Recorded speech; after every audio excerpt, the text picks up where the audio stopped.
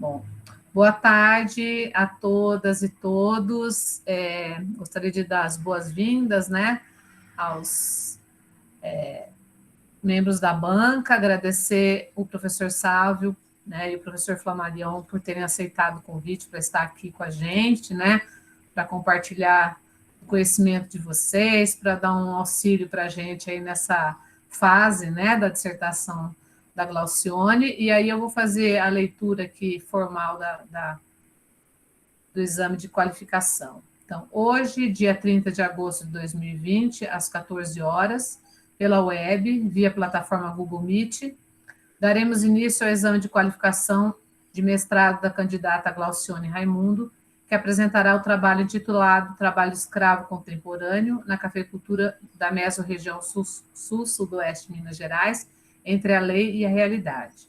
De acordo com os requisitos legais, a aula expositiva terá a duração de até 20 minutos, com posterior arguição dos membros da banca, por período máximo de 40 minutos para cada componente.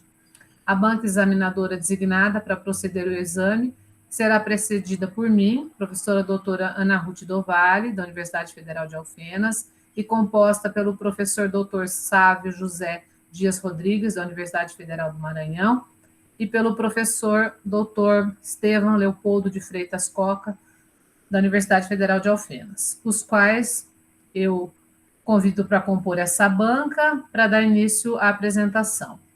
Após a arguição dessa sessão pública, a banca irá deliberar, considerando o candidato como aprovado ou reprovado. Ao final, então, a banca vai sair dessa sala, iremos para outra para fazermos, então, a avaliação.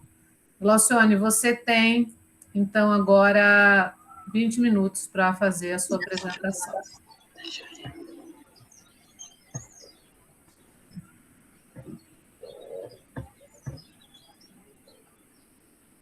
Está sendo projetado o slide? Sim, começando. Pronto. Boa tarde aos professores Estevão, Sávio, boa tarde à professora Ana Ruth e aos demais presentes nesse exame de qualificação. Primeiramente, eu gostaria de agradecer, né, aos professores Sávio e professor Estevão pela presença, por terem aceitado o convite, né, para estar fazendo parte dessa banca avaliadora dessa pesquisa em andamento, que é uma pesquisa que conta, né, com o apoio da Fundação FAPEMIG para estar sendo desenvolvida, né. E as motivações pessoais que me levaram, né, a pesquisar o que eu pesquiso se voltam, né, para indignações particulares acerca do assunto em questão e sobre como, né, em uma região com um circuito produtivo de café tão moderno e tão organizado, ainda escravizar trabalhadores rurais que são conhecidos como apanhadores de café. Estudos geográficos, eles têm muito a contribuir, né, para o combate e para a compreensão mesmo, né, do que é o trabalho escravo contemporâneo, né, a partir da espacialização desse fenômeno, né, em diferentes partes do mundo. Dessa forma, compreender, né, a incidência do trabalho escravo contemporâneo, a sua dispersão pelo território, né, o perfil socioeconômico, né, das vítimas que são escravizadas, né, são essenciais, né, para a denúncia e combate dessa forma de exploração humana. No Brasil, a escravidão contemporânea ela pode ser encontrada em diferentes atividades, né? Dentre elas, o comércio varejista, construção civil, pecuária, produção do carvão vegetal, cafeicultura, dentre tantos outros setores empregatícios.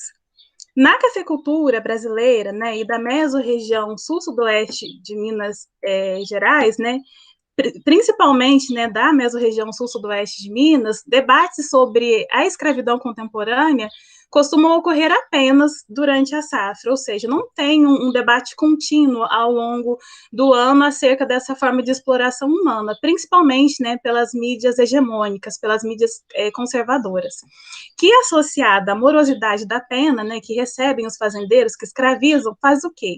Faz com que a informalidade e a escravidão permaneça por anos nas propriedades rurais, né, perpassando assim gerações. Eu trouxe aqui para vocês um mapa de localização geográfica da mesorregião, né, em específica, que a mesorregião sul-sudoeste de Minas faz parte, né, das 12 mesorregiões do estado de Minas Gerais, é composto por 146 municípios e possui a sua organização socioeconômica voltada para a cafeicultura, né, e demais atividades agrícolas, mas principalmente a cafeicultura. A colheita de café aqui na região é feita de maneira manual, devido ao relevo acidentado, né, e é realizado, né, como eu disse anteriormente, por apanhadores de café.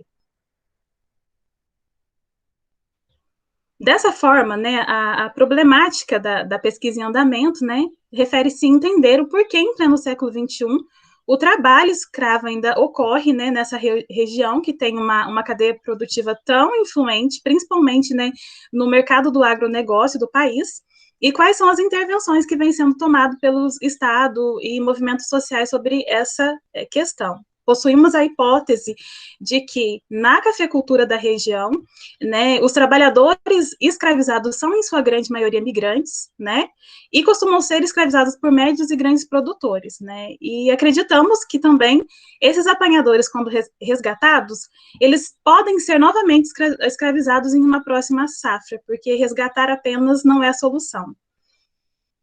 Sobre a relevância, né, da pesquisa, né, refere-se porque estudos acerca da escravidão contemporânea na cafeicultura da região ainda são escassos, né, dessa forma a pesquisa vai servir mesmo como uma análise geográfica acerca das intervenções do Estado, né, em relação de combate a essa forma de exploração. O objetivo geral da pesquisa é compreender a territorialização do trabalho escravo contemporâneo na cafeicultura da mesorregião sul-sudoeste de Minas Gerais e as formas de atuação do Estado frente a essa exploração subhumana.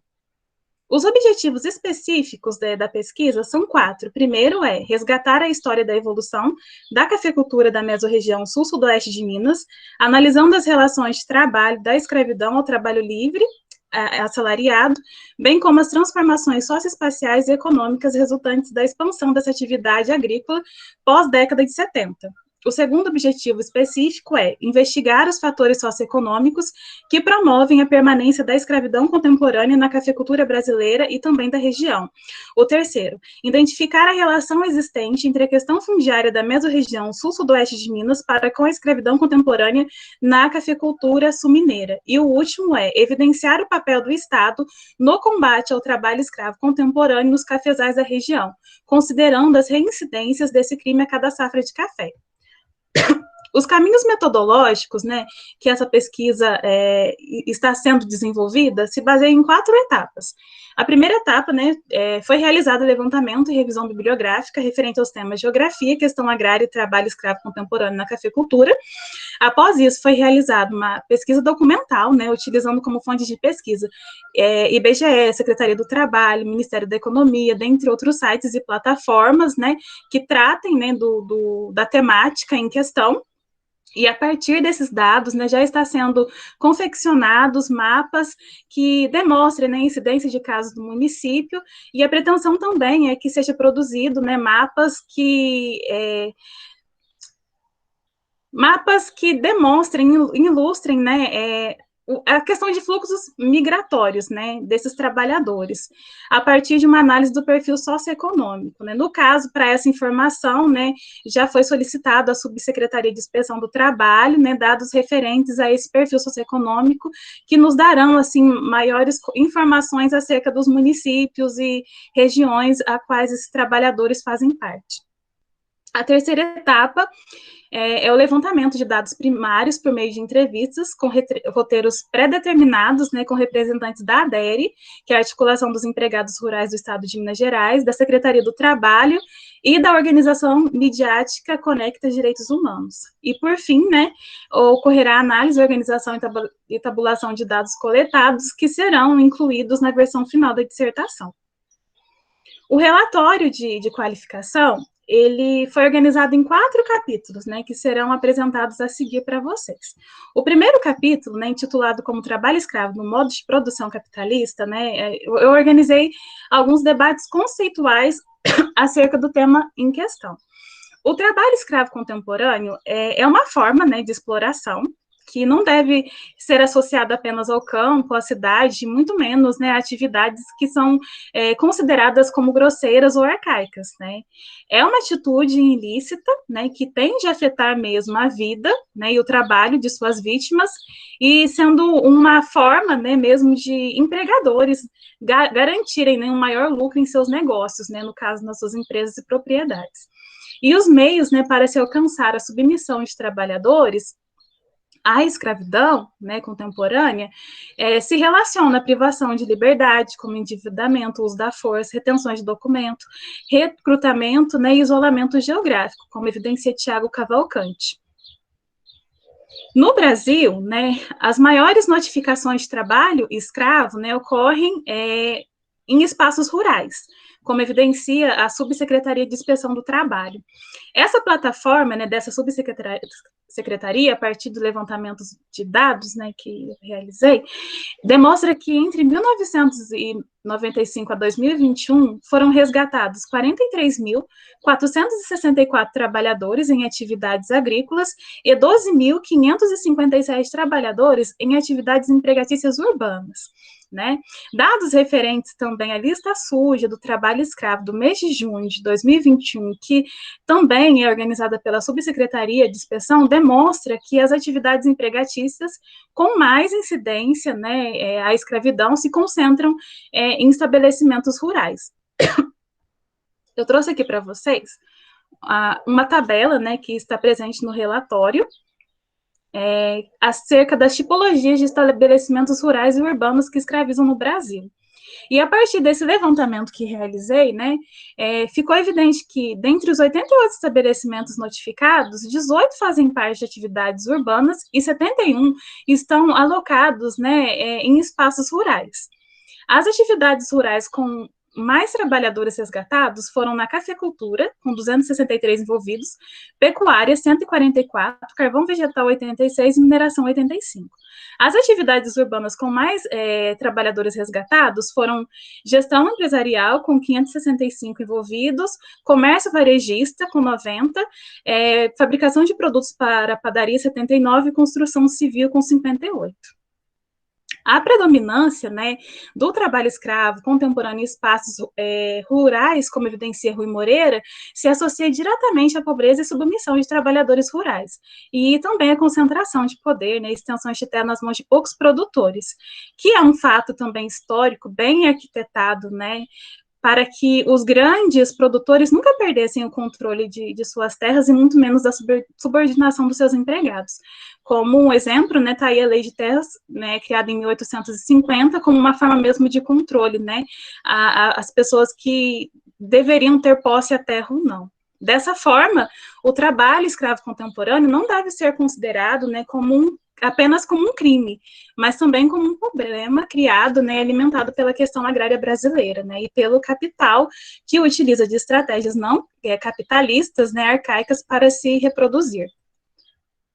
No capítulo 2, intitulado como Cafeicultura e Trabalho Escravo, Contemporâneo no Sudoeste de Minas, eu organizei um pouquinho, né, o capítulo falando sobre a dinâmica da cafeicultura do sul-sudoeste de Minas, né, no qual a região, né, o sul-sudoeste de Minas, é responsável por produzir mais do que a metade do rendimento dessa commodity para o Estado. Né, e possui um destaque enorme no mercado competitivo do agronegócio, do café, né, e isso deve-se, né, pelas parcerias que foram traçadas entre produtores com empresas fornecedoras de insumo, indústrias transformadoras de matéria-prima, e também pelo aumento, né, da procura dessa commodity no mercado, pela ação de cooperativas para monopolização do território, arrendamento e venda de terras da agricultura familiar, implantação de cursos superiores e técnicos nos institutos federais, né, cursos que se voltam à agropecuária, agricultura, cafeicultura, dentre outros cursos, como evidencia Flamarion Dutra Alves, né. Em relação às relações de trabalho, né, contemporâneas na cafeicultura do sul-sudoeste de Minas, né, Vilela e Rufino evidenciam que as contratações de trabalhadores costumam ocorrer no período da safra e a colheita é realizada de maneira manual, como eu disse anteriormente. O pagamento é realizado por produção, ou seja, o trabalhador fica responsável, né, pelo o quanto ele apanhar o café, vai ser o quanto que ele vai receber a partir da medida. Os trabalhadores contratados são de origens variáveis, né, podendo ser da região do sul, sudoeste de Minas ou de fora dela, como o norte de Minas, norte do Paraná e da Bahia, e são contratados por gatos, né, que são os aliciadores em suas regiões de origem. Trabalhadores de regiões mais pobres estão suscetíveis a serem vítimas da precarização e da escravidão nesse setor empregatício, né, e essa escravidão tende a ser alimentada por grandes corporações, empresas torrefadoras e dissolúveis, que fazem vistas grossas para o problema, né? Porque o que importa mesmo para essas instituições é apenas uma matéria-prima de qualidade. E a escravidão também no setor empregatício da região é alimentada pela pobreza de trabalhadores migrantes e talvez pela questão fundiária de seus locais de origem, né? Essa questão que eu coloquei em talvez é porque a gente vai ter um acesso mais preciso a partir dos materiais que serão enviados pela subsecretaria, né, em relação ao índice de desenvolvimento urbano, e também sobre a questão fundiária, né, desses municípios.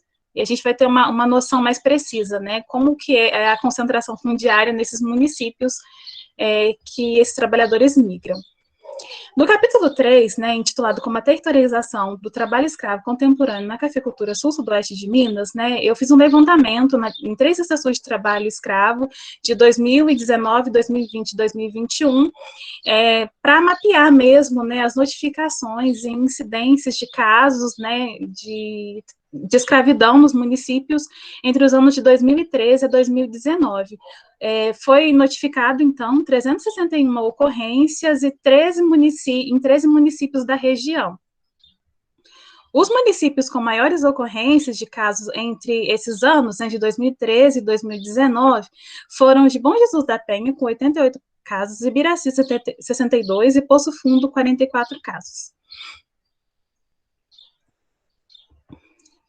Dentre as violências mais comuns que esses trabalhadores, quando são escravizados, são submetidos, né, são os alojamentos precários, retenções de documentos e falta de registro na carteira, né. Eu trouxe aqui algumas imagens para vocês estarem visualizando da situação do alojamento, né, e quando eu me refiro que o trabalho escravo contemporâneo tende a ferir não apenas o trabalho, mas a vida e a dignidade, né, desses trabalhadores, é sobre isso que eu estou afirmando e referindo.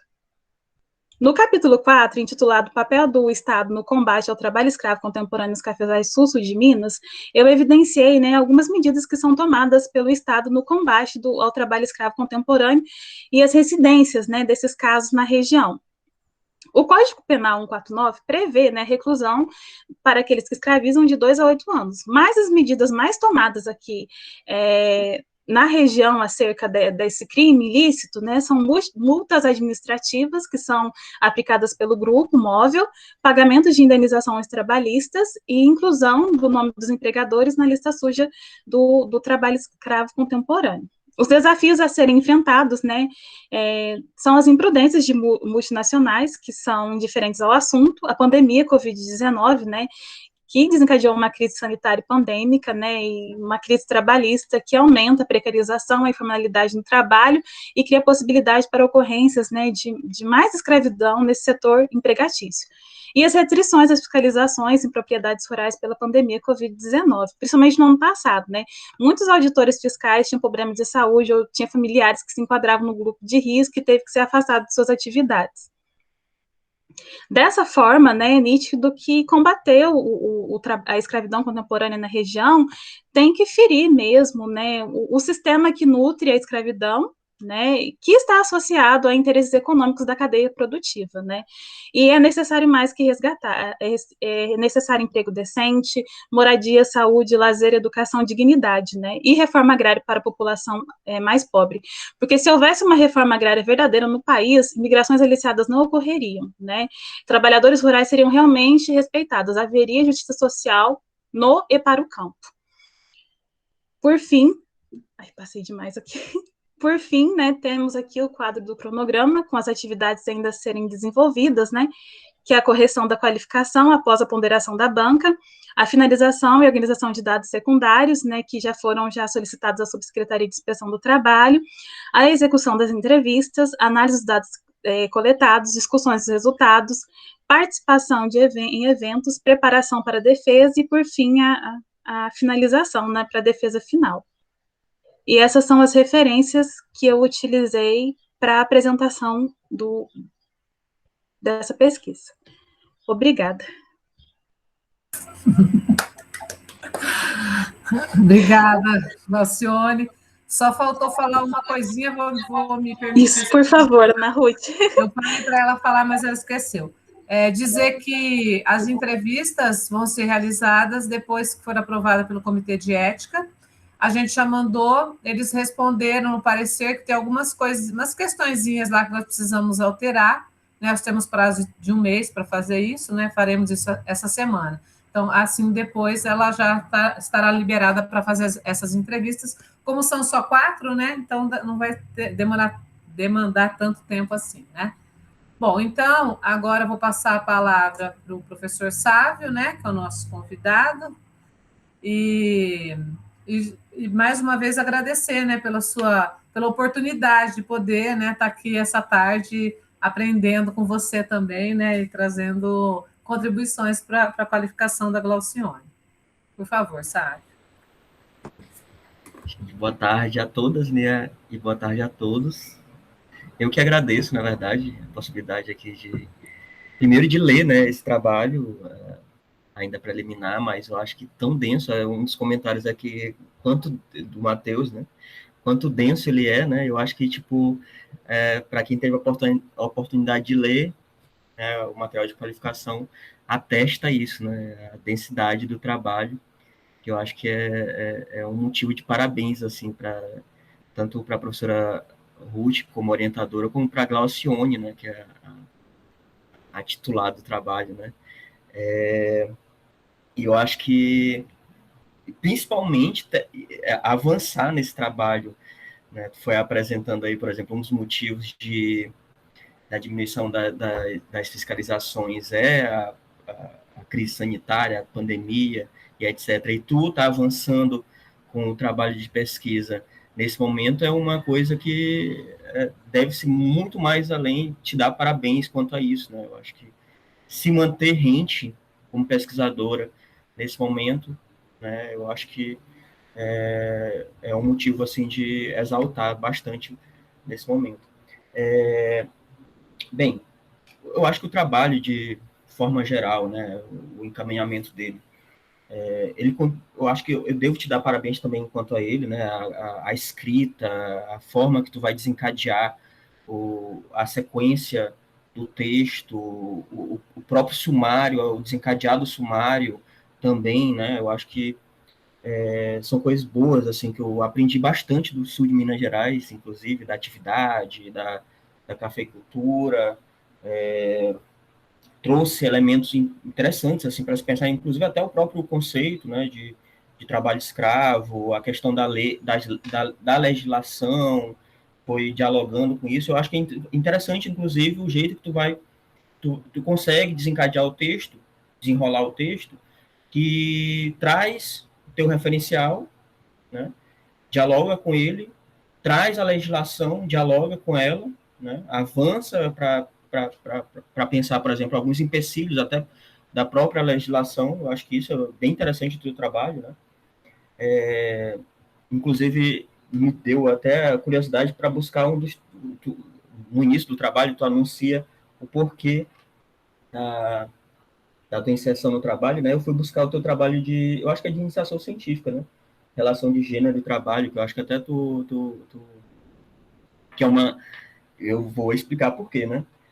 Aqui no Maranhão, na verdade eu não estou no Maranhão, mas lá no Maranhão, uma das demandas que o pessoal tem feito bastante, assim, da CPT, da Comissão Pastoral da Terra, é o trabalho em relação das mulheres, né?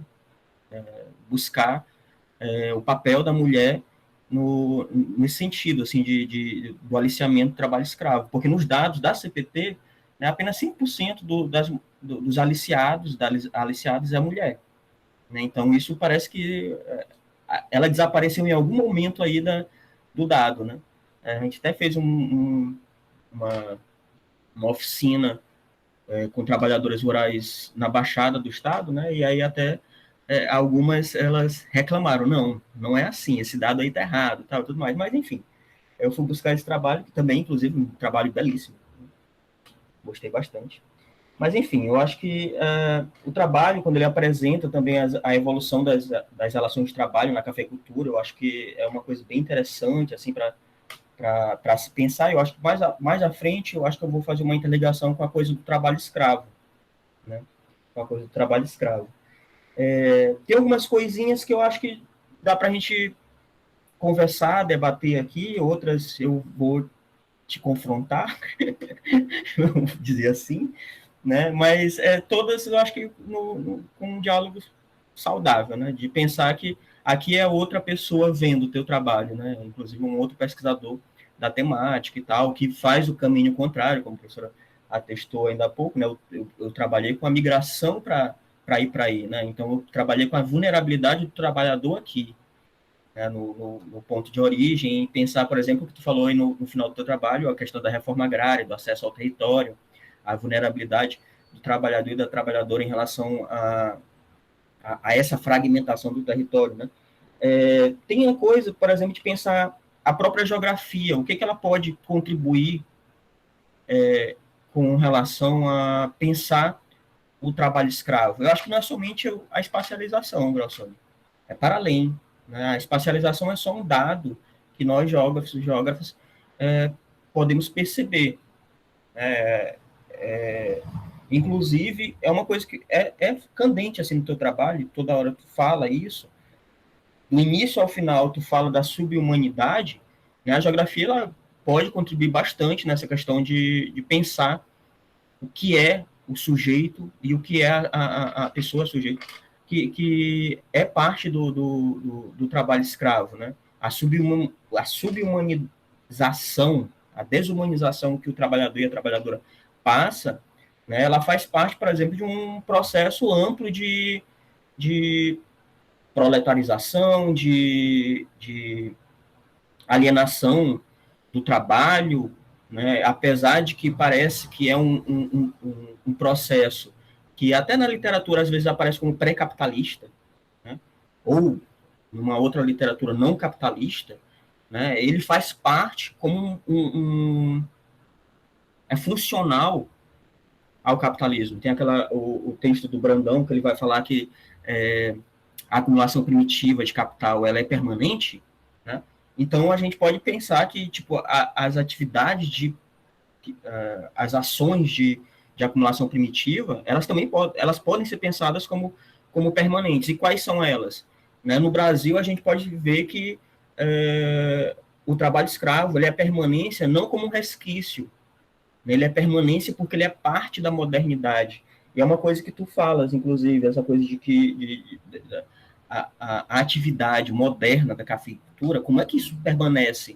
Uma coisa que a gente pensa que, a priori, como sendo um resquício do arcaico, uma coisa atrasada e tal e tudo mais. É justamente porque, se a gente for a fundo, né, as permanências da cafeicultura, da expansão da cafeicultura lá do final do século XIX, né, início do século XX, que muitos da sociologia vão falar sobre isso, mais sobretudo de São Paulo e tal, tudo mais. Algumas daqueles elementos ali que os cafeicultores utilizavam para não investir capital em mão de obra, em força de trabalho, né, em pagamento de força de trabalho, agora pode ser pensado em relação ao trabalho escravo. Né? Isso, outras atividades também indicam esse caminho, né? Mas não tanto quanto eu posso ver aqui na cafeicultura. Outras utilizam de outra maneira. A parceria, por exemplo, ainda é muito utilizada no Nordeste brasileiro e tal. Mas, enfim. Outra coisa que eu acho que, tipo, só para se repensar assim, né, que os estudos geográficos na superação de dilemas trabalhistas. Eu não creio que seja um dilema trabalhista, né? Como a anunciação de que ele é uma questão de desumanização, né?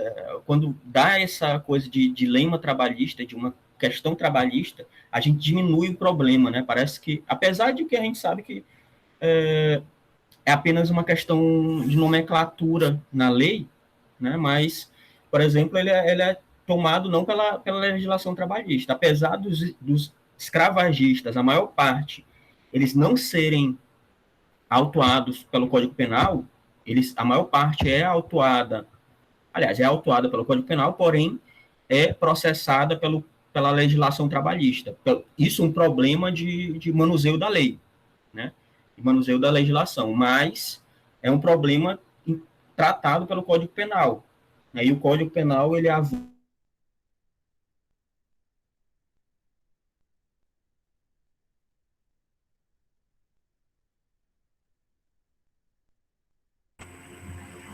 Travou, sabe? Não, foi ele, né? Eu achei que tivesse sido Não, ele. foi ele. Foi ele. Voltou Voltou, ele. sabe? eu acho que eu voltei. Mas de qualquer maneira, eu vou só conectar aqui no meu celular, porque talvez caia. Aham. Só botar aqui.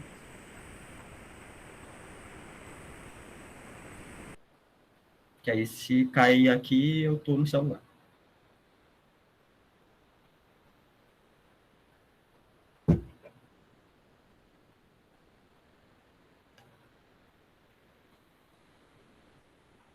Oi. Pronto. Mas, enfim, né, a coisa do Código Penal e tal, tudo mais. Ok. Desculpa, você estava falando do Código Penal. Falei que para pensar não como uma questão trabalhista em si, a ideia de trabalho escravo, mas sim como apenas um elemento de infração trabalhista, porque isso diminui o problema, né? Parece que à medida que a gente vai falar que é apenas uma infração trabalhista, diminui o problema de desumanidade, que é uma coisa que ressalto, tu falas bastante, né?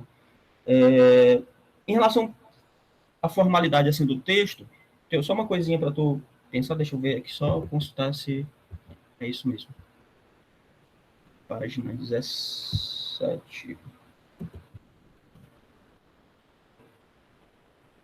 Acho que dá para fazer rapidinho, né? Uma coisa simples. Só mesmo a título de apresentação, o mapa que tu apresentas das micro-regiões, né? Eu creio que se colocares ali dos municípios fica melhor, né? Porque eu que sou de fora, né?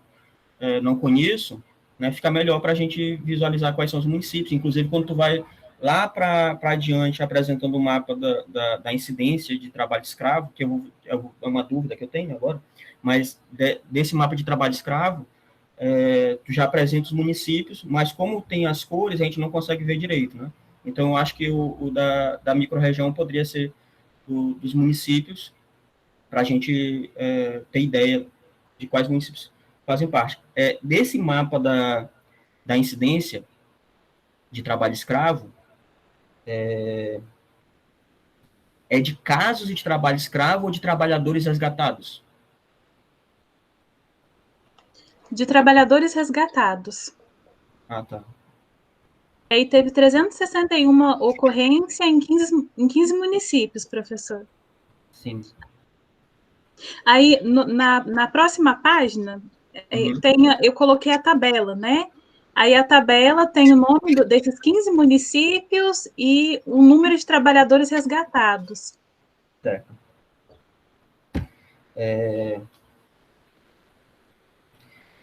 Aí uma coisa que eu acho que tipo seria interessante, assim, eu acho que uma divisão de um mapa de ocorrências mesmo e um mapa de resgatados nos municípios, né? Ele vai trazer para a gente tanto a quantidade de ocorrências, e aí eu acho que é uma coisa que talvez tu possa pensar, localizar quais são eu não sei se vai caber na questão ética, né, da coisa de apresentar o nome das empresas, porque tu fala das ocorrências e tal, fala que são na cafeicultura, né, e eu, como pesquisador, eu fiquei meio que em dúvida, com uma curiosidade, né, para saber quais são essas empresas que estão atuando ali, porque no caso o mapa, ele só vai aparecer as ocorrências, eles não são as ocorrências na cafeicultura, pode ser, por exemplo, em outras atividades. Né? No caso, seria o número de propriedades, né? As ocorrências mesmo na cafeicultura. Aí eu acho que seria um trabalho um pouco mais manual, não sei. É uma coisa que é para pensar, né? Uma coisa mais manual de pegar a lista suja, né? Do trabalho escravo, ver as atividades e localizar por município. Não sei se daria para fazer uma coisa dessa. Porque até a lista suja estava bloqueada, né? A lista suja ela apareceu bloqueada, eu acho que nos últimos 3 meses ela está aparecendo apenas com... Aliás, não está aparecendo com CNPJ, né? Só está aparecendo localização, atividade e tal. E aí, segundo o Ministério da Economia, para resguardar o nome dos escravagistas. Né? Em relação aos caminhos assim, metodológicos, né? Tu falas que utiliza o método materialista histórico dialético, né? Eu acho que seria interessante assim uma proposta de leitura. Não sei se tu já leu, mas pelo menos não foi citado, né? A Dialética do Concreto, do Karel Kozik. Né? Eu acho que é interessante a leitura dele assim, porque ele vai apresentando, né, a ideia de que a dialética materialista ela contrapõe ao concreto, né? O que o concreto ele nega ou ele abandona, ele cria de pseudo-concreticidades, por exemplo, que ele vai chamar e tal, e etc. É bem interessante assim, a leitura dele para pensar assim, justamente o que a gente tem, que aí vai vir as indicações agora de algumas leituras, o que a gente tem em relação ao trabalho escravo, ele é conceitual. Né? Inclusive, antes da gente pensar na lei, no artigo 149, ele é já conceitual. Quando a gente fala de trabalho escravo, a gente fala, por exemplo, de trabalho escravo colonial imperial. Já vem à nossa mente uma definição que coloca na representação a ideia de correntes, né, de Casa Grande, de senzala. Então, essa é a representação inicial. Quando a gente vai falar, por exemplo, que o trabalho escravo colonial imperial, ele ele foi formalmente abolido, mas que há uma permanência posterior que ele é ilegal, né? Então já vai vir uma outra definição de trabalho escravo para a gente. Um trabalho do Ricardo Rezende e da Adônia Prado, né? Eu acho que é Olhares sobre a Escravidão Contemporânea, um livro que eles têm, né, do GPTEC. Na introdução, eles vão trazer algumas das permanências, algumas literaturas que mostraram a permanência do trabalho escravo pós Lei Áurea. Né? Então, ele busca Euclides da Cunha, ele busca Thomas Davids, né? Algumas literaturas, por exemplo, do colonato, do colonato, do suposto colonato na Amazônia, do trabalho na borracha, e etc. Então, é interessante, assim, só para pegar o percurso de uma permanência, né? Uma permanência. Isso faz a gente remodelar o que seria esse trabalho escravo para a gente chegar ao que tu apresentas, né, nas tuas imagens que foram dos relatórios, né, de fiscalização, para a gente ter noção de uma outra forma de trabalho escravo, uma forma que, inclusive, o debate que tu apresentas é interessante, importante, né, de nomenclatura do trabalho escravo. Né? Os legisladores e a sociologia, principalmente a sociologia, têm adentrado a coisa de trabalho escravo contemporâneo, mas por um tempo, né, foi utilizada a ideia, inclusive, de trabalho escravo branco. Né? Se a gente for pegar, por exemplo, os dados do trabalho escravo, de resgatados de trabalho escravo, a gente vai ver que, na verdade, continua sendo o trabalho escravo negro. Né? Quase 60% dos trabalhadores resgatados de trabalho escravo são negros, então não tem para onde ir. E aí, se a gente pegar, por exemplo, a ideia de onde saem os trabalhadores, né, saem de lugares que são negros. Maranhão tem um amigo meu que ele fala que o Maranhão é tericô. Né? Eu sou exceção. Eu sou uma exceção no Maranhão. Maranhão é tericô, Maranhão é comunidade quilombola, Maranhão é negro. Né? E aí Maranhão e Pará, que são os maiores remessadores dessa mão de obra. Né? Tem uma outra literatura, eu acho que deve ter entrado em contato, a Neide Terce, Escravos da Desigualdade.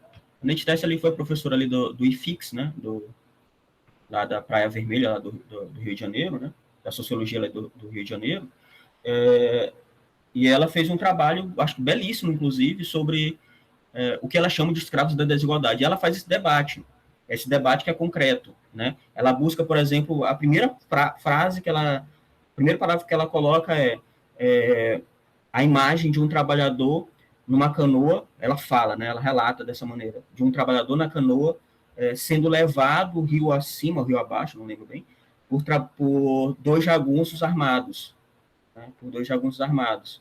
Né? E quem diria que no Brasil da década de 70, né, esse Brasil que queria crescer, que inclusive coloca a gente nesse Brasil agora, né, o Brasil que se diz moderno, da soja, da cafeicultura, da laranja, mas que permanece com isso daí. Mas quem diria que aquele Brasil era um Brasil que tinha esse tipo de relações de trabalho. Além da Neide Tesse, tem um trabalho que é bem próximo dessa coisa de escravos da desigualdade, é os escravos da precisão. Não sei se tu já entrou, né, da Flávia, professora Flávia Moura, né, inclusive ela desse trabalho da dissertação dela, desencadeou aquele documentário, Precisão. Precisão, deve também ter entrado. Mas é só para esse debate de um conceito de trabalho escravo. O outro, que até faz ele meio que faz um diálogo bem interessante com a Neide Tesse, né? O próprio José de Souza Martins, né? Naquele Fronteira da Gradação do Outro nos Confins do Humano, ele faz o debate, e uma das coisas que eu acho que fica bem interessante, né, desses dois é eles pensarem o seguinte: o trabalho escravo, ele é para além do conceito, né? A Neide Tesse, ela fala que é muito mais fácil pegar os casos e a gente tentar fazer uma enquadração do que fazer uma definição e tentar abarcar todo o concreto com essas definições, porque corre o risco da gente deixar muitos casos de lado, né? E um dos casos, vou te falar, que é justamente dessa oficina que eu fiz, né? Quando a gente chegou lá e falou, olha, aqui está a quantidade de trabalhadoras resgatadas de trabalho escravo, e elas chegaram para mim e falaram, não, está errado esse dado aí. Por quê? Porque nós passamos por isso, pelo trabalho escravo, e não foi registrado. Por quê? Porque passaram por trabalho infantil, foram as mulheres, as meninas, 12, 10 anos, que saíam da casa dos parentes no interior do interior para ajudar uma família, a criar uma família no urbano, né, numa cidade pequena, mas mesmo assim saíam para poder ter acesso à educação e tal, tudo mais. Então, acaba que, pelo conceito, elas não foram, não estavam ali no dado. Mas é só uma coisa assim, né? Tem um outro material, Marxismo e Geografia, né, do Máximo Quane, né? Tem o primeiro capítulo dele também, ele faz uma enumeração desse caminho metodológico.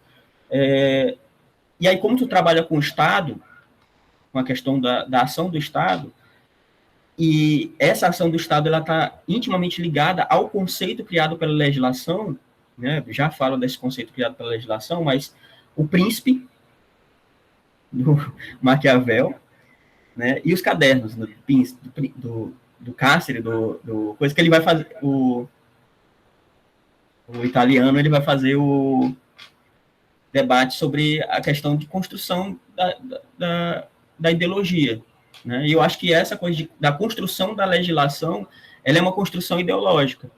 E aí, por que eu estou dizendo isso? O conceito criado, né, ele é o manuseado até agora, é o conceito do artigo 149, né, definido pelas 4 situações de trabalho escravo, passou pelo Senado Federal um tempo para se rediscutir esse conceito, não passou, que bom, né, pelo Senado Federal. Teve mais uma emenda que queria definir o conceito de trabalho escravo, teve mais uma que era justamente aquela que falava sobre a desapropriação por casos de produção ilícita, né,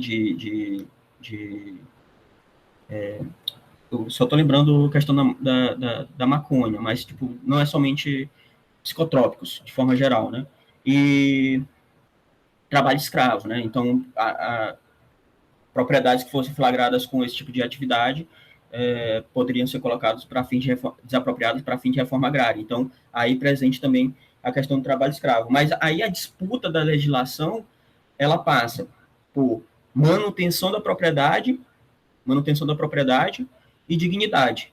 Né? Aquele decreto que foi sustado, né, do Temer, que complicava a fiscalização, ele passava por essa questão da dignidade. Né? São das 4 situações de trabalho escravo, quais são as principais para a autuação? A principal é dívida. Era dívida. Né? Com a modernização do caderninho da dívida, que não dava mais para a fiscalização ela conseguir localizar o trabalho escravo por dívida, o principal passou a ser trabalho degradante. Né? Só que trabalho degradante é um conceito que, vamos dizer assim, é subjetivo para a legislação. A legislação ela não define o que é trabalho degradante, e até o Romero Jucá, em determinado momento, ele falou que o que poderia ser trabalho degradante se na Amazônia se dorme em rede? Né? Se dorme em rede, enquanto que no Sudeste não se dorme em rede. Então, ele colocou um fato para tentar relativizar a ideia de trabalho degradante. Né? Então, por exemplo, as imagens ali poderiam ser relativizadas pela fiscalização de acordo com a região, segundo ele. Né? Então, mas isso, o decreto que eu tenho, eu esqueci a numeração, é 11 alguma coisa. Enfim, mas complicava isso porque passava por uma série de coisas para a gente pensar o que era trabalho degradante. Então, isso acabaria com a fiscalização do trabalho escravo. Mas, de novo, é o pensar a medida legislativa, a medida legal, né, como uma construção do Estado que é efetiva ou não efetiva. Né, é uma fala, acho que é quase que universal nos programas de fiscalização, de que a fiscalização brasileira é uma das mais modernas do mundo, né, mais moderna do mundo.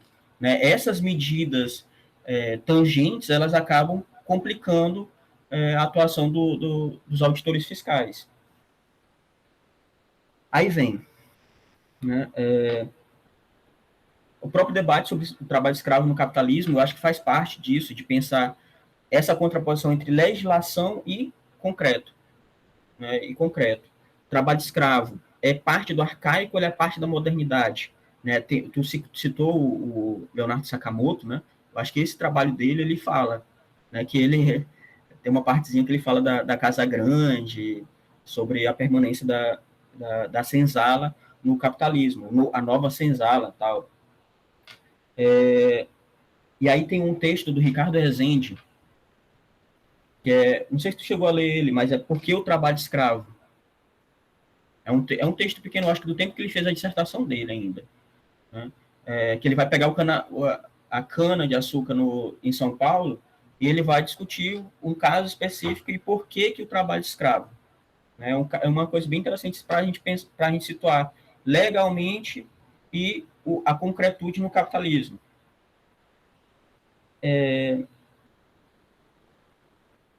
Isso vai colocar para a gente o que é isso que se está falando de uma maneira, eu acho que talvez um pouco mais redondinha, né? Do teu coisa.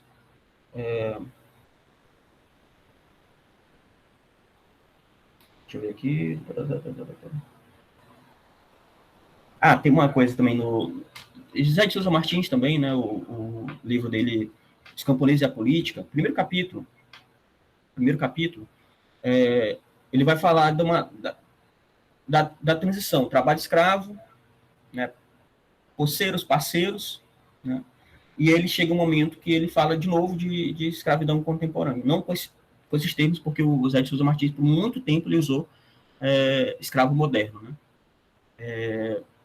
Mas, porque, inclusive, ele é de uma galera que ainda lia a escravidão contemporânea como uma coisa que seria um resquício que poderia ser apagada pela modernização, né? Aquele desigualdade, exclusão, pobreza e desigualdade, exclusão, uma coisa assim. No livro dele, ele fala claramente que, com a modernização do Brasil, a escravidão seria apagada, seria extinta. Né? Estou falando da escravidão contemporânea. Mas ele vai falando uma coisa que é bem interessante para a gente pensar essa permanência. O que era a escravidão no período colonial e imperial? Né? Ela não era a manutenção de pessoas de pessoas subjugadas, né?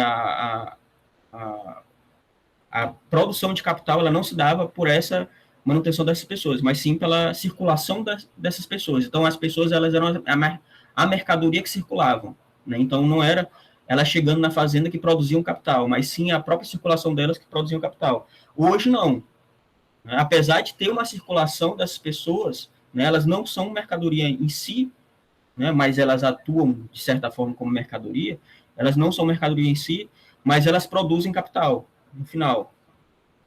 Ao final, elas produzem capital. Eu acho que também é uma coisa de distinção entre a escravidão colonial imperial e a atual. Eu vou já chegar ao final, gente. Não se preocupe.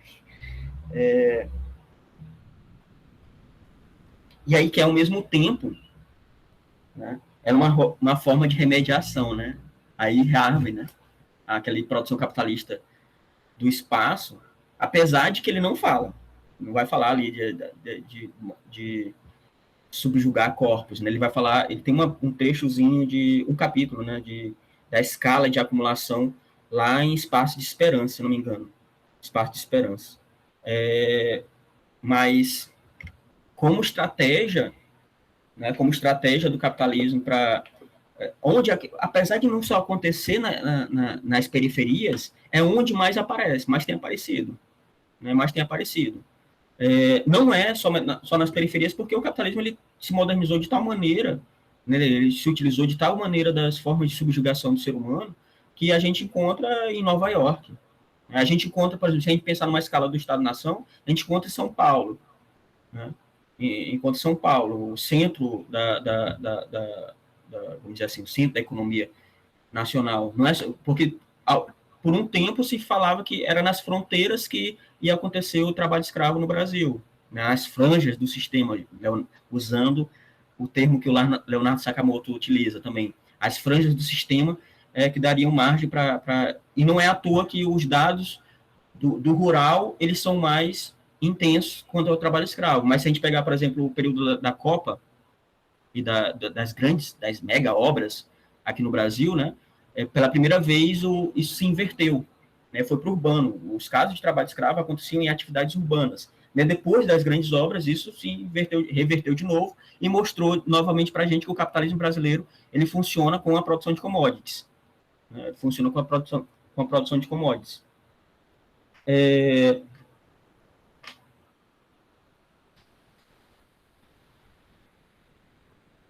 vou só passar... De novo, a questão da escravidão, ela permanece sendo negra, né? Ela permanece sendo negra, a situação do migrante, baixa renda. Eu não sei se daria, mas talvez uma provocação para posterior, assim, pensar se localiza trabalhadores que foram resgatados na região, né? Talvez seja uma coisa para posterior da dissertação, né? Depois de fevereiro.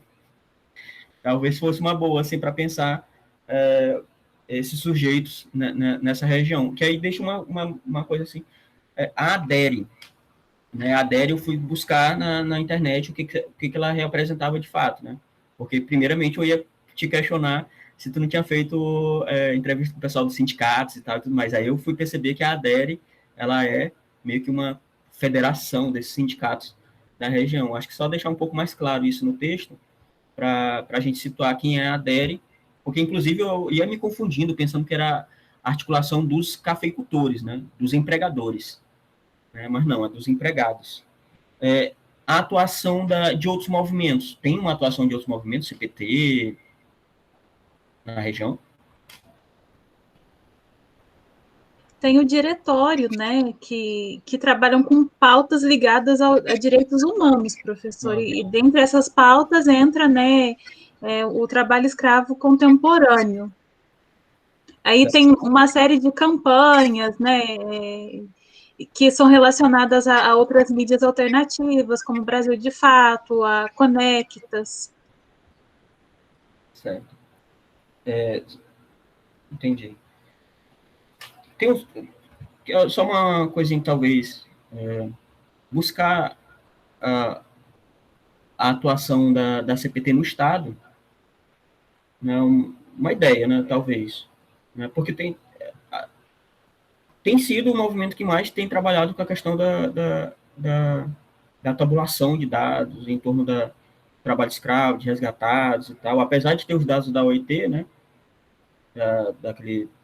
inclusive eles fizeram uma coisa bem moderna, né, de consulta nas coisas, né, mas eu acho que é tão inteiro, tão completo os dados que a CPT disponibiliza quando ela, não sei se tu consegue ter o contato do Xavier Plassat, né, que é o coordenador da campanha da CPT. Xavier Plassat, e aí ele tem uma tabulação que a gente tem um pessoal da CPT que brinca com ele, que ele é um fissurado pelo Excel, né? De tão grande o banco de dados que ele conseguiu montar em torno das coisas. Inclusive tem os dados das empresas, né, fora da lista, que não está ali na lista suja apresentada, né? Mas é uma ideia, assim, para tu trabalhar.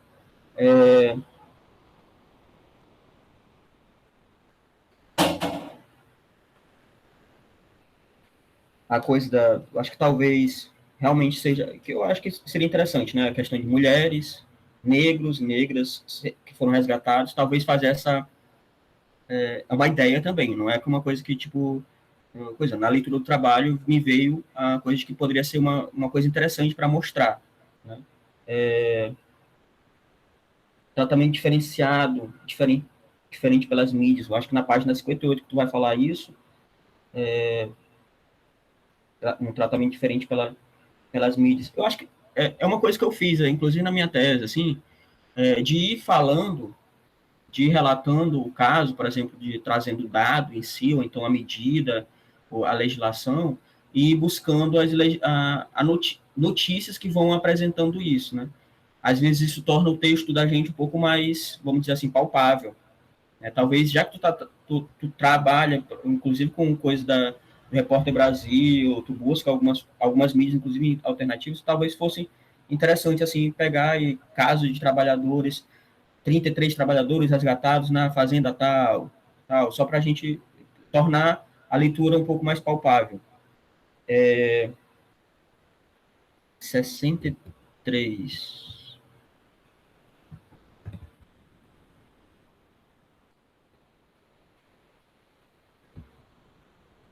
Tem uma partezinha, é só uma correção de texto. No segundo parágrafo do 6.2, nesse segundo parágrafo, 1, 2, 3, 4, 5, 6, sétima linha, que fala, essa definição relaciona-se com a escravidão tradicional, nos tempos em que essa prática ainda era permitida juridicamente. Uma coisa, padronizar também, como é que tu vai chamar essa escravidão, e diferenciar da escravidão atual. A escravidão atual, eu acho que o termo mais adequado seria escravidão contemporânea, e se referia a essa escravidão legal, não como tradicional, né, mas como talvez colonial imperial, ou então formal, alguma coisa assim do tipo. Mas aí tu fala permitida juridicamente na segunda metade do século XIX. Que está século XX, mas século XIX.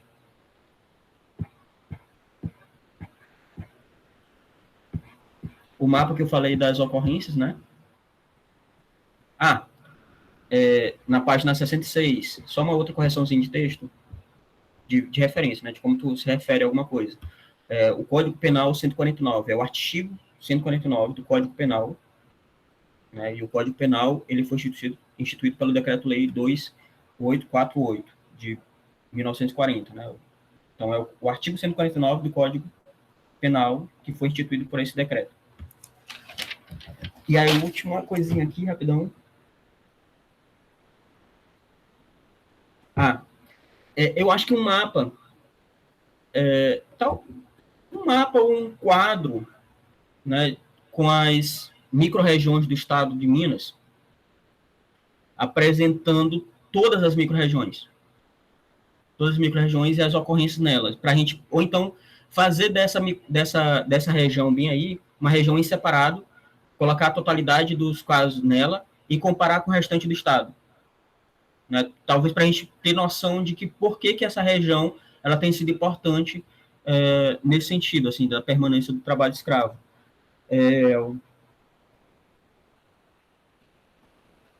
escravidão moderna, CPT. MST também tem atuação na região? Acho que seria importante, assim, porque uma coisa que tu fala, na tua própria fala aqui, utilizando tuas palavras contra você mesmo, de falar da reforma agrária e tal, tudo mais, né? A escravidão, ela não é, ela é um problema do capitalismo no campo, né?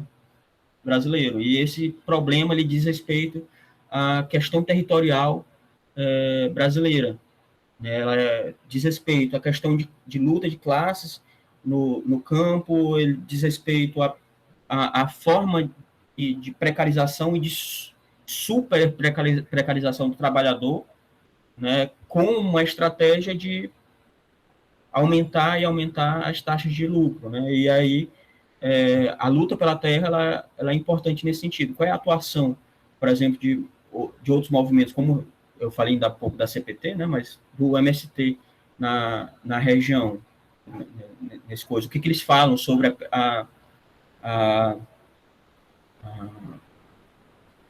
esse tipo de permanência no campo de Minas Gerais, tal. No mais, né, eu acho que, de novo, assim, agradecer pela possibilidade de falar, eu acho que de ler esse trabalho preliminar ainda, né, mas eu acho que traz muitos potenciais, assim, para contribuir em se pensar uma região de reprodução do trabalho escravo no Brasil, né? Também uma demanda que o pessoal dos movimentos sociais tem chamado, né, de pensar quais são as atividades que têm permanecido com o trabalho escravo no Brasil. Não é somente os resgatados, tal, tudo mais, mas falar que a cafeicultura, trazer para o debate que é uma atividade do centro do moderno capitalismo, né, eu acho que é importante, assim, para a gente debater essa permanência no Brasil. Então, parabéns de novo, que é um trabalho, inclusive, de fôlego, né, de muito potencial para o debate analítico, conceitual, e da atuação do que o Estado está fazendo de forma efetiva para erradicar ou para permanecer o trabalho escravo no Brasil. Então, parabéns, professora Ruth, pela orientação, né, e é isso.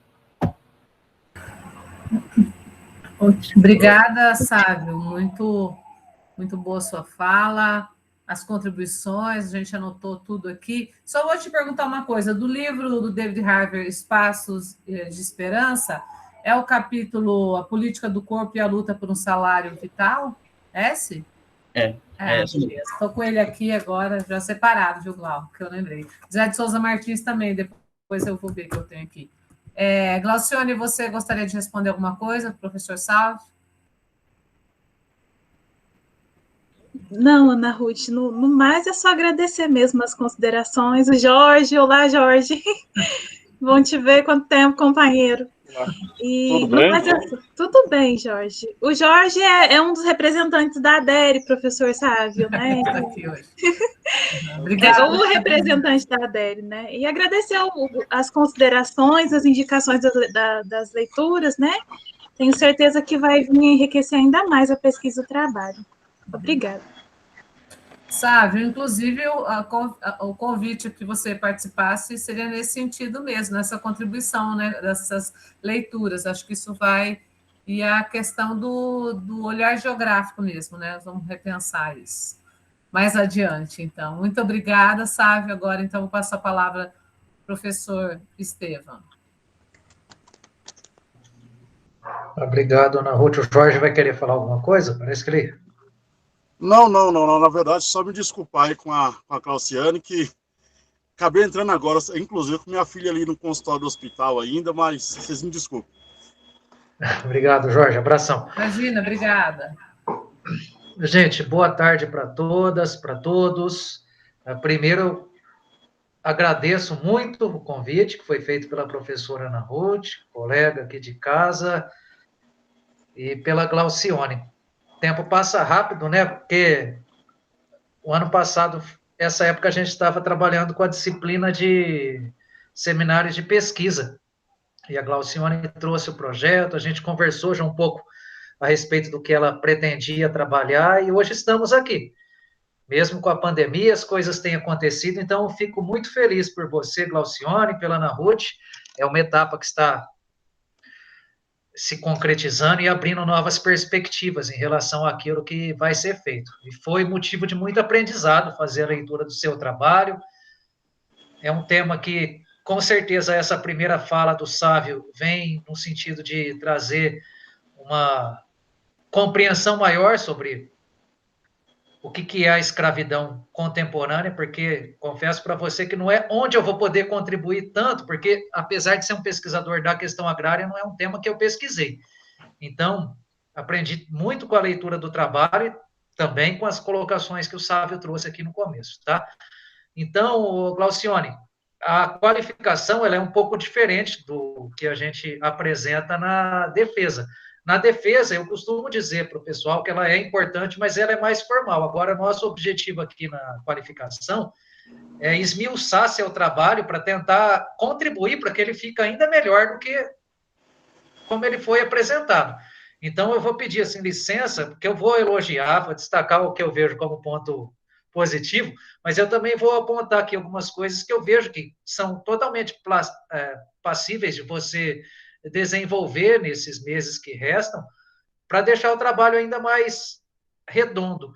E é muito difícil a gente achar referências na geografia sobre trabalho escravo. O professor Sávio é uma referência, mas nós temos poucas, ele vai poder dizer melhor do que eu a respeito disso, e principalmente no sul de Minas Gerais. Então, você vai ser uma pessoa que a gente vai citar bastante, você vai ser uma pessoa que vai servir como um guia para aquilo que vai ser pesquisado depois e até para nós que somos professores aqui na Unifal. Então, eu vou destacar, Glaucione, o que tem de positivo, que eu vejo como ponto forte, onde você pode investir mais no trabalho, o que eu vejo assim como elementos que são gerais, nada estrutural, eu não estou propondo nenhuma mudança, assim, de falar, tira esse capítulo, coloca outro, eu vejo que tem uma divisão legal, e também algumas coisas pontuais, se sobrar tempo, porque isso aí depois eu posso mandar para você o arquivo e você dá uma conferida.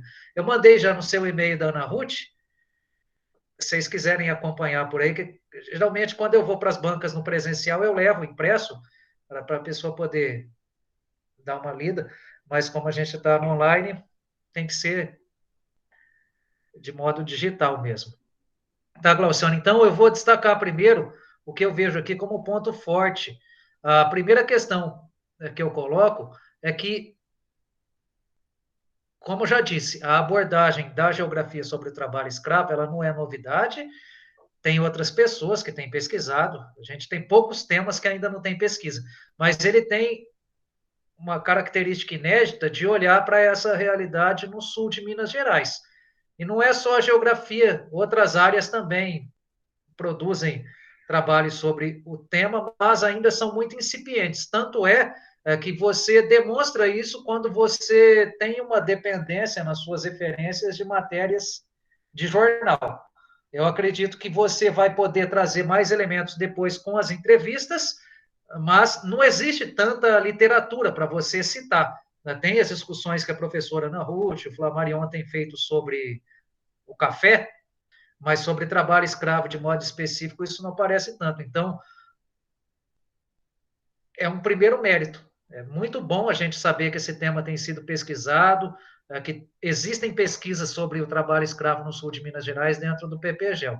Dá um sentido social para o programa e isso é muito relevante para nós. O segundo ponto que eu quero destacar, isso é uma coisa que sempre me agrada nas qualificações, é essa primeira parte. Me agrada quando eu vejo alunos que se dedicaram à pós-graduação. É muito comum as pessoas só passarem pelo curso na graduação e, às vezes, entra na pós-graduação e faz o mesmo, não tem um envolvimento efetivo. E você teve esse envolvimento. Então, quando a gente lê essa parte 1, percebe-se que a dissertação não é só isso que você tem colocado no papel, que agora é um relatório de qualificação e que no futuro vai virar a sua dissertação, mas é um processo mais amplo de envolvimento com as disciplinas, de envolvimento com os eventos que têm acontecido no programa de pós-graduação em geografia, com as atividades que a sua orientadora desenvolve, e tem rendido resultados que já são perceptíveis, como é o caso de artigos que têm sido publicados em eventos, em revistas e até artigo de livro que você publicou nesse período. Então, isso me agrada bastante quando vejo, tá, Glaucione? Porque percebe que você está aproveitando essa fase da pós-graduação, que é muito preciosa nas nossas vidas.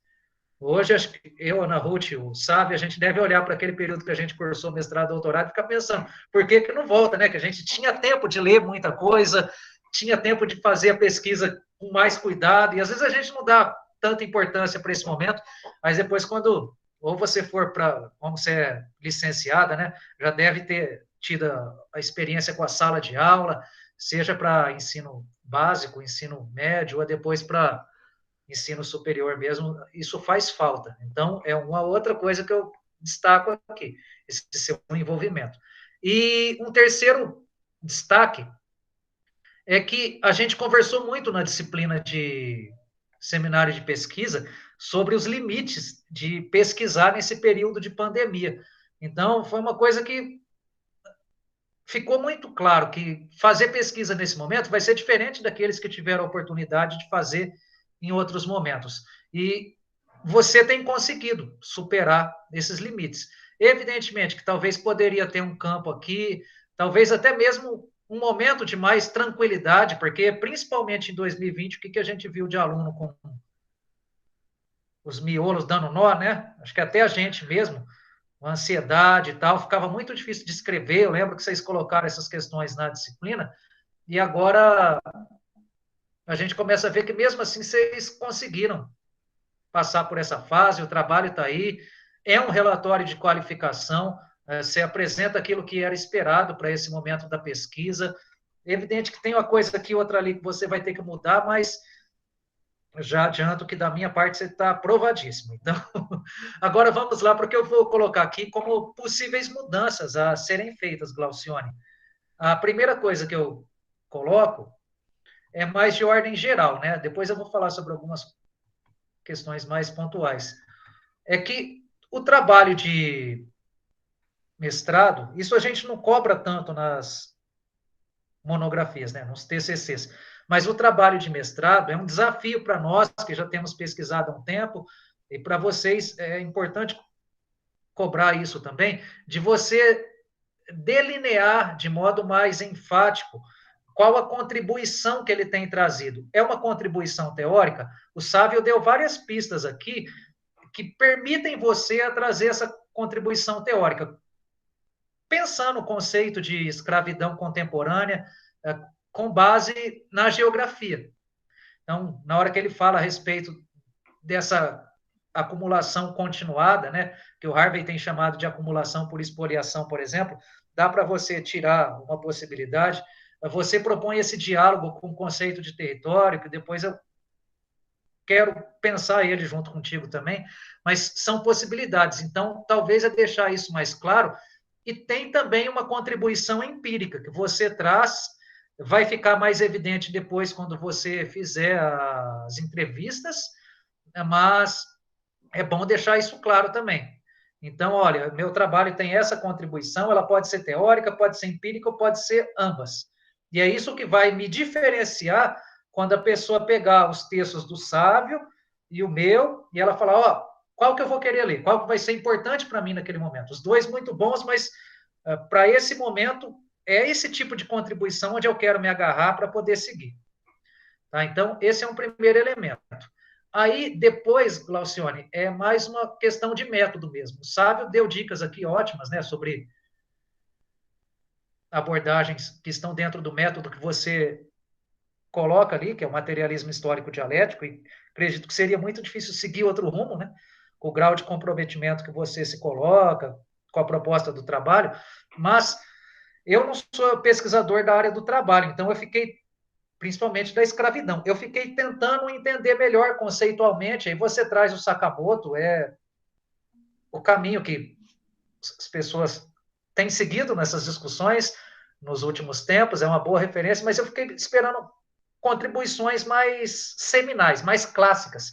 Então, eu coloco aqui, talvez você tentar voltar para o próprio Marx, o que é o trabalho para o Marx, como entendê-lo dentro da sociedade capitalista, e ver a dinâmica da escravidão como resultado disso. Sei que o Marx não pensou de modo tão enfático a escravidão. Aparece em um momento ou outro, mas o que a teoria marxista do trabalho me ajuda para pensar a escravidão no tempo presente?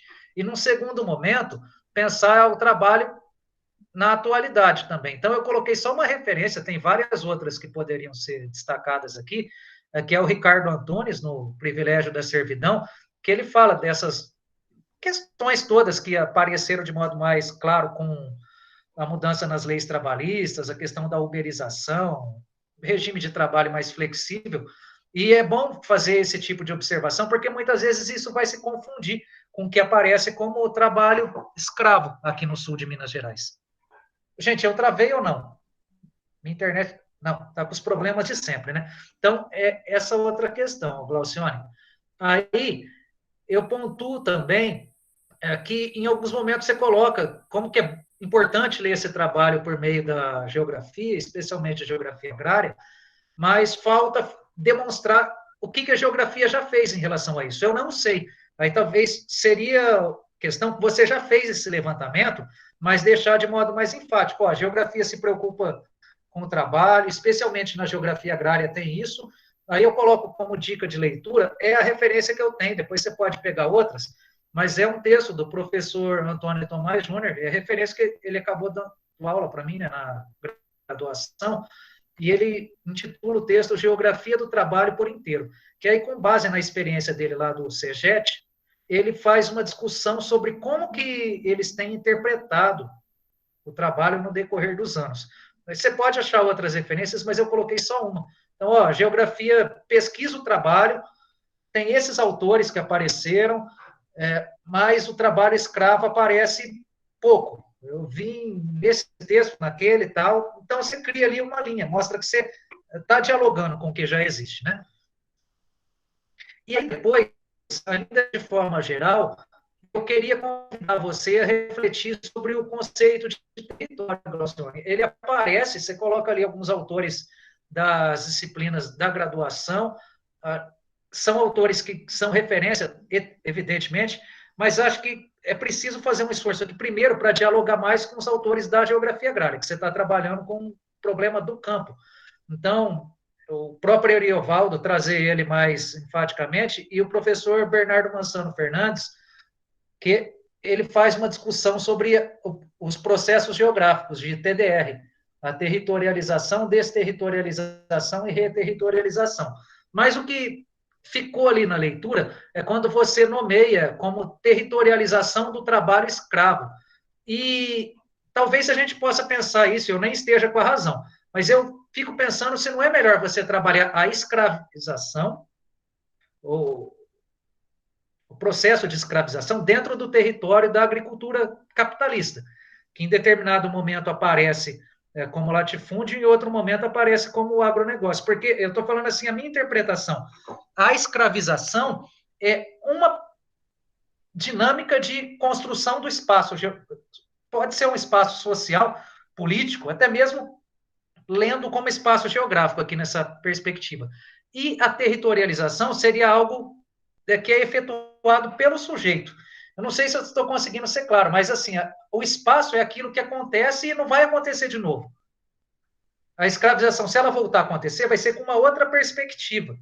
Então, o que eu estou propondo fazer é ler o território do capitalismo no sul de Minas como um território que produz a escravidão. Ela é parte desse território que está sendo construído pela agricultura capitalista no sul de Minas. E é grave. Acho que dá mais gravidade ainda do que usar essa terminologia. Mas, enfim, eu estou só convidando para a gente pensar junto isso aqui. E aí eu coloquei uma outra coisa mais geral também. Tem duas ainda. Fluxos migratórios, aí você já destacou que você vai pensar isso melhor depois, então eu não vou ficar me detendo tanto. Talvez depois o professor Gil possa até ajudar, né? Porque eu fiquei com curiosidade de saber de onde essas pessoas vêm, talvez esse mapa de fluxo, tal, acho que outras pessoas vão ter essa curiosidade, vai chamar muita atenção, e eu coloquei aqui que os capítulos que você coloca no fim são aqueles que ainda precisam ter um pouco mais de atenção, no sentido de pensar a escrita, de colocar mais elementos. Os primeiros ficaram mais claros, redondinhos, mas os últimos ali, depois eu até vou destacar um ou outro, vou tentar não ser tão demorado, mas é onde você vai ter que escrever um pouquinho mais, não no sentido de mudar nada, tão encaminhados, mas não deixar assim superficial ou descritivo. Aí, mais no que se refere a coisas pontuais, Glaucione, aí eu vou ser bem rápido para não tomar tanto tempo.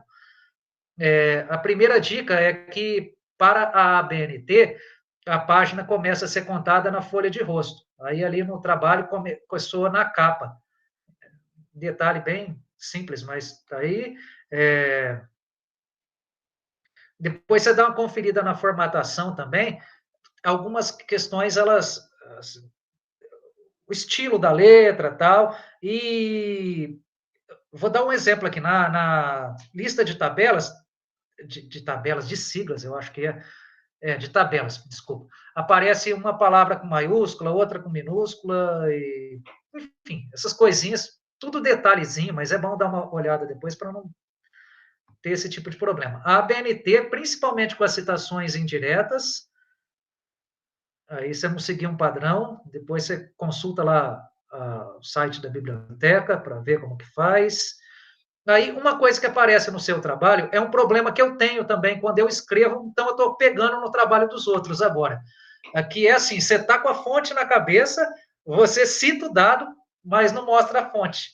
Ou porque você discutiu um pouquinho mais acima, ou porque, sei lá, fez o recorte e pôs de novo. Mas eu vou dar só um exemplo aqui, Glaucione. Na página 14, você diz praticamente 30,4% da produção do café do país está na mesorregião sul-sudeste. E eu coloco, da onde vem esse número, né? Eu não lembro se está mais para cima ou mais para baixo, mas aparece isso. Aí a gente quer saber de onde vem. Então tem que, toda vez que aparece número, alguma coisa muito forte, que não foi você que criou, e não é demérito, você sabe disso, nem precisa ficar voltando a citar, é bom aparecer ali. É do Conab, Estevam. Gente, é do relatório da Conab do ano passado. A gente liga lá no piloto automático, vai digitando, né, e esquece de fazer referência. Mas é do Conab, viu, gente? Beleza. Aí na página 15, aparece mais uma vez essa hipótese aqui das pessoas serem escravizadas mais que uma vez. Eu achei muito forte isso, acho que você poderia avançar um pouco mais nessa ideia, até nas entrevistas depois buscar entender um pouco mais. E aí, se for seguir aquela lógica de ler a escravidão como uma territorialização, seria uma reterritorialização, né? Mas o que eu propus é você pensar de outra forma. Mas, se for trabalhar desse jeito, é um escravo sendo reterritorializado. Eu não gostaria de usar reterritorializado, porque a escravização, ela tira a liberdade da pessoa, né? Então, o território, ele é um lugar de reprodução da própria vida. Eu acho que fica um pouco fora do contexto, mas, enfim. No quarto parágrafo lá da página 15, não vai ser uma leitura tão destacada assim, ponto, ponto, não, mas é que eu prestei mais atenção no começo para essas coisas, viu? Tá, aí você fala, ó, qual tipo, que tem poucos trabalhos que tratam da escravidão no sul de Minas, sempre é bom você citar onde você pesquisou para saber isso. Eu sei que você pesquisou, mas fala assim, ó, eu li artigos científicos, talvez até onde você buscou esses artigos, provavelmente você deve ter consultado os TCCs aqui do curso, tal. Então, a destacar isso. Aí eu vou para a página 17, você colocou uma figura que foi feita pelo Flammarion, que é sobre a localização do sul de Minas. Aí a gente estava até discutindo, a Ana Ruth falou uma coisa semana passada, que é verdade, né? Só entra como figura, não entra como mapa. Até porque o mapa, para ele ser classificado como tal, ele precisa ter coordenada. Você não precisa pôr a coordenada ali, você está destacando. Seria bom se tivesse, mas eu já produzi trabalhos que eu não pus, né? Mas minha provocação aqui no sentido de você pensar uma figura um pouco melhor. Não que o Flammarion tenha feito uma figura que não ficou legal, mas acho que dá para pôr, igual o Sávio destacou, né, com os municípios e tal. E se você não tiver condição de fazer, vê com o Bellini, vê com alguém que tem um pouco mais de habilidade, porque dá uma qualidade um pouco melhor para o trabalho. Ainda na página 17, aí é uma coisa que o Sávio destacou, que é a respeito do MST. Você está falando do sul de Minas, e eu fiquei esperando aparecer em algum momento do Quilombo Campo Grande, porque aqui, sabe, o MST está presente principalmente em Campo do Meio. E eles têm um acampamento, 2 assentamentos já conquistados, mas tem um acampamento com mais de 500 famílias, que chama Quilombo Campo Grande, porque é uma área de quilombo aqui anteriormente. Então, essa questão da escravização, ela está atrelada à luta pela terra, que hoje não é feita só por escravos, ex-escravos, né? Mas ela tem esse nome. Então, para eles tem uma significância muito grande. Até recomendo que você cite, depois, evidente, você não vai precisar ler, que você for ler tudo que a gente está falando aqui, você não escreve, né? Mas tem a tese do Frei Gilvander, eu coloquei o título dela aqui, eu não vou ficar pegando de novo, mas ele faz essa recuperação, e a Gabriela, não sei se ela está aqui, ela até achou um livro recentemente que fala do que eram esses quilombos antes, depois você troca a figurinha com ela, que ela te ajuda nesse sentido também, se for preciso, né? Mas acho que é bom citar, porque o Sábio já fez toda essa relação entre o que é a luta pela terra hoje e como ela traz consequências desse processo de ocupação do território. Aí é uma coisa mais assim de apresentação formal na página 18. Você fala dos procedimentos metodológicos no futuro. Aí, no caso de uma pesquisa que já está em andamento, ele tem que ser ou de agora ou do passado. Evidente que eu acho que... A Glaucione caiu?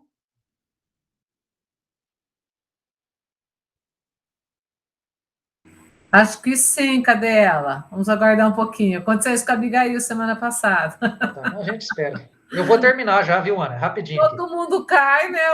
O candidato também pode. Tem direito. E, Ana, eu até Oi, separei um trabalho aqui, o Estevão estava falando aqui, né? Eu estava procurando aqui o nome do Carlos Brandão. Acumulação primitiva, permanente e desenvolvimento capitalista. Eu acho que é a mediação do que o professor Estevão estava falando sobre essa coisa dos clássicos com a permanência atual, né? Eu acho que, tipo, de pensar do Marx e Rosa Luxemburgo para pensar isso daí seria bacana, esse texto do Carlos Brandão. E o Brandão é aqui da região, sabe? Ele mora aqui perto. Gente, aqui começou a ventar e a minha internet começou a ficar instável, mas voltei. Tranquilo, eu vou acelerar aqui. Só um pouquinho, só repete o título. Você procurava achar, mas depois repete o chat, por favor. Eu vou colocar aqui no chat, escreve no chat. Então tá, Estevam, pode continuar. Tá, eu vou seguindo. Aí, ainda na metodologia, Glaucione, você fala da pesquisa qualitativa como método. Pelo menos, aí você pode defender que mas eu entendo ela como uma metodologia. Então, o seu método você destacou, que é o materialismo histórico dialético, eu estou pleno acordo. Então, ela é uma metodologia, sua pesquisa de natureza, e não é só quantitativa, viu? Ela é quali e quantitativa. Porque você traz bastante dados também, dados muito ricos, numéricos, né? Então, depois vocês me passam essa referência aí, que eu vou querer baixar também, viu? Agora eu não vou parar para pegar. Na página 20, pensar melhor a explicação do modelo de entrevista, depois, para agora não, acho que você deve estar discutindo isso com a Ana ainda, está lá no CEP, é um parto para a gente conseguir essa liberação, né? Mas isso na banca vai precisar aparecer, se é estruturada, por quê, que tipos de pergunta, não detalhadamente, mas destacar isso. Entre as páginas 22 e 23, tem essa discussão que você traz, muito rico, sabe? Deu as dicas dele aqui também sobre a escravidão contemporânea. Aí eu fiquei esperando aparecer um pouco mais o debate que tem sido trazido pela bancada ruralista, porque é um conceito que está aí em disputa e acho que seria bom citá-los também. Tá, quando você fala na página 24 sobre o papel dos jesuítas, dos bandeirantes, eu dei uma dica de leitura que é o Rui Moreira, no Sociedade e Espaço Geográfico no Brasil, quando ele fala sobre a distinção entre a expropriação gerada pelos bandeirantes e a realocação dos jesuítas, mas é coisa bem pontual. 25. Aí aqui tem uma coisa que está um pouco mais estrutural, Glaucione. Ficou muito abrupto. Você está falando da escravidão, o Sávio destacou aqui, talvez destacá-la como imperial / colonial, e de repente cai, assim, você pulou vários anos, né, uns 70, 80 anos e já aparece a escravidão contemporânea. Acho que você poderia detalhar um pouco mais isso. Como que se dá essa transição? Que tipo de sociedade a gente tem hoje? Use e abuse aí da sua orientadora que dá aula de formação do território brasileiro, geografia regional, que acho que ajuda bastante, né? Que sociedade a gente teve, né? Mais urbana, tal, para acontecer isso. Ao tratar do racismo, acho que uma discussão importante que aparece hoje é do Silvio Almeida, aquele livro Racismo Estrutural, é um outro convite a citar, pelo menos. Depois tem uma coisa aqui que eu coloquei no tópico 3.3, eu não vou destacar. Tem a questão da prancha, a gente discutiu até lá no grupo dos professores o que é uma prancha, mas está lá na figura, está escrito prancha, e depois você fala mapa. Aí minha sugestão é deixar a figura, né? Na tabela 1, eu fiquei em dúvida, depois se você puder explicar, ou se você não souber também, colocar no texto, porque os números de estabelecimento de gestão empresarial, eles são muito mais altos que os demais. Seria para entender o que é isso. Aí no tópico 4.3, eu destaquei aqui que ele poderia ser mais detalhado, talvez as entrevistas ajudem, essa discussão sobre a acumulação primitiva na atualidade valeria a pena. O capítulo 5, eu fiz aqui uns destaques, depois você vai pegar no texto. Aí, coisa de falta de dados de fonte também na página 50. Quando você fala das mídias alternativas, eu coloquei uma dica de leitura também, que eu acho que é bom problematizá-las.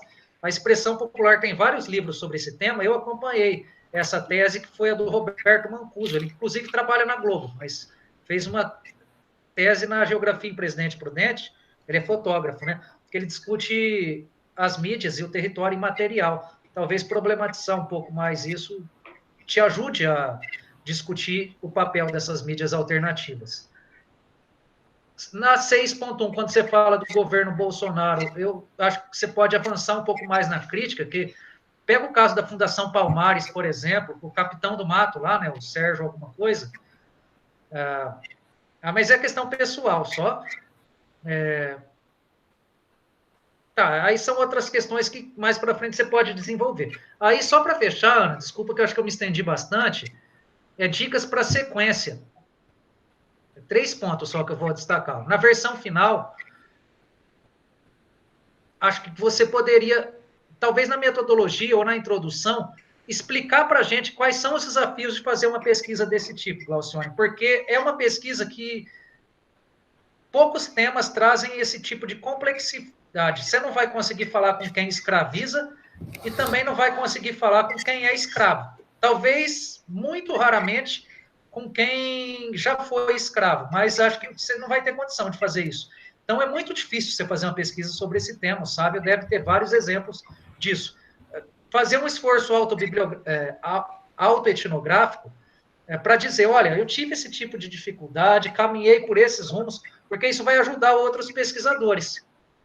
Então, tenta gastar aí umas 2 páginas falando sobre isso, e eu coloquei 2 entrevistas a mais que você poderia fazer. Aí você pensa com a Ana. Uma, acho que é mais fundamental, é o CRDH, o Centro de Referência dos Direitos Humanos, Território Sul de Minas. E eu estou falando porque eu tenho escutado situações em que eles têm acompanhado a DERE, mas tem hora que passa um pouquinho do ponto e tal. Escuto essas coisas no Boca Livre por aqui, né? Então, até coloco como dica, e posso te passar o contato, caso você não conheça ainda, da Larissa. Aqui, eu tenho orientando que a Tatiele está fazendo o TCC sobre isso, né? Também, sobre o mesmo tema. É evidente que não é com o seu grau de aprofundamento, e se tivesse concluído, você ia ser banca dela, já com certeza, mas ela conversou com a Larissa e foi muito boa a entrevista, depois eu te passo o contato e posso até fazer aquele meio campo para você. E também coloquei aqui, talvez, tentar conversar com alguma cooperativa, algum sindicato dos produtores, para ter essa outra visão e você tentar desconstruir. Mas, enfim, Glaucione, eu coloquei bastante coisa, que é essa nossa função mesmo na qualificação. Mas eu gostei muito do trabalho, agradeço demais pelo convite. Vamos mantendo o contato, conversando. Qualquer coisa que não ficou muito claro, depois eu posso ajudar. E as referências que eu passei, me cobre que eu encaminho depois em PDF, tá? Obrigadão. Ó, Estevam, eu que agradeço, acho que, apesar de você falar, não trabalho com o tema, mas essa sua visão pelos movimentos sociais, né, e também, de qualquer forma, o Dataluta também, né, tem uma ligação com a lista suja, porque tem, né, as publicações que tem, então acho que de alguma maneira você tem essa proximidade. Então a ideia era essa, né, alguém que tivesse pesquisado exatamente como sabe, e alguém que fosse aqui da região e que pudesse trazer algumas contribuições também teóricas, né, também mais empírico. Pode falar, sabe? Me permite só uma palavrinha, rapidinho? Claro. Eu coloquei 3, o professor Estevam estava falando da questão das referências na geografia, né? Eu coloquei 3 artigos recentes aqui do Antônio Tomás, que eu acho que há um tempinho que ele estava pesquisando sobre essa coisa de migração, inclusive do Maranhão, né? Ele fez um trabalho sobre Timbiras, no Maranhão, no interior do estado do Maranhão, para pegar o percurso dos trabalhadores que foram aliciados do trabalho escravo, Codó, Timbiras, Coroatá. Tem outro também, só uma coisa, o Vicente Eudes, né, que ele sai do Piauí, né, e foi para a Unicamp, né, essa coisa ele pesquisou o sul do Piauí e as mudanças socioespaciais. Eu acho que eles são, vamos dizer, usando a linguagem empreendedorista, né, são cases, são casos que vão ser pesquisados em torno da cana, a mudança socioespacial que o Vicente Eudes pesquisa, e tem, eu acho que a pessoa que eu acho que julgaria mais importante assim, para pensar também é a professora Guiomar, ali da Bahia, né? A Guiomar Inês. Acho que Inês alguma coisa, Germana, Guiomar Inês Germana. Ela já tem acho que mais de 10 anos pesquisando sobre trabalho escravo ali na Bahia. Mas na tua tese deve ter referências também, né? Tem bastante. Tem, né? Também dá para olhar. É da Federal da Bahia?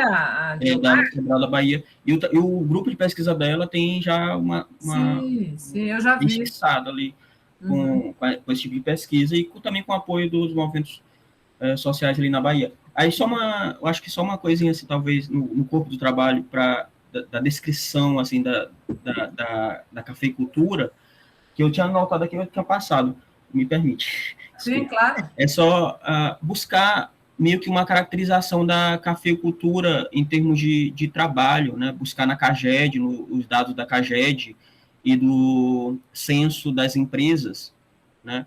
Que eu acho que dá para a gente ter uma ideia de como a cafeicultura ela dinamiza, vamos dizer assim, a região do sul do estado, não só em torno da produção de café, mas, por exemplo, quais são as atividades que estão se relacionando com a cafeicultura e de como, por exemplo, a média salarial na agricultura, tudo isso eu acho que seria interessante. Né? São dados, eu acho que são fáceis, no Sidra dá para buscar parte desses dados. Né? É isso. Tá bem, obrigada, Sávio. Glaucione, quer responder alguma coisa para o Estevam? Não, Ana Ruth, somente agradecer também o professor Estevam, né, pelas colocações, ponderações. Tomei nota aqui, já abri também, né, o documento que você me enviou, vai ser de grande ajuda. E já posso fazer os agradecimentos finais? Já? Não. Claro que não. Eu queria agradecer, né, o apoio, paciência. Ô, Glau, eu ainda estou criando uma sala para a gente ir, depois a volta a gente deixa você falar. A não ser que você queira fazer algum gente, você sabe que eu estou esquecendo? Tem tá que ver se foi aprovado ou reprovado. Calma. Muita calma nessa hora. Ai, meu Deus, não, pode fazer. Pode fazer de novo, e depois eu faço o agradecimento final, né? Olha, doida. Mas eu vou fazer só algumas colocações agora também, mas também coisa rápida. Só, claro, os agradecimentos que eu já fiz, mas lembrar, primeiramente, né? Também não sou da área, nunca trabalhei com a temática, né? A gente trabalha com o café no sul de Minas mais, né?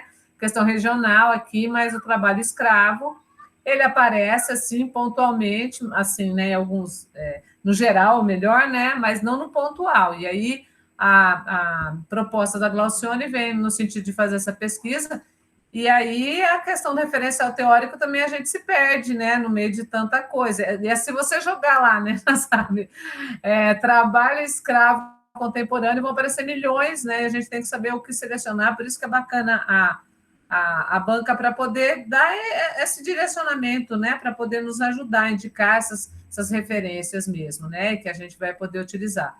Claro, né? E como acho que uma coisa que o Estevam falou agora no final, da questão dos desafios da pesquisa, na verdade, quando a Glaucione apresentou o projeto, até o Flamarion está aqui presente agora, que estou vendo ali, quando ela apresentou lá na seleção do mestrado, uma das coisas que o Flamarion falou foi isso, né? Entrevistar trabalhadores vai ser complicado, ainda mais nesse governo, né? Porque a proposta dela inicial era essa, né?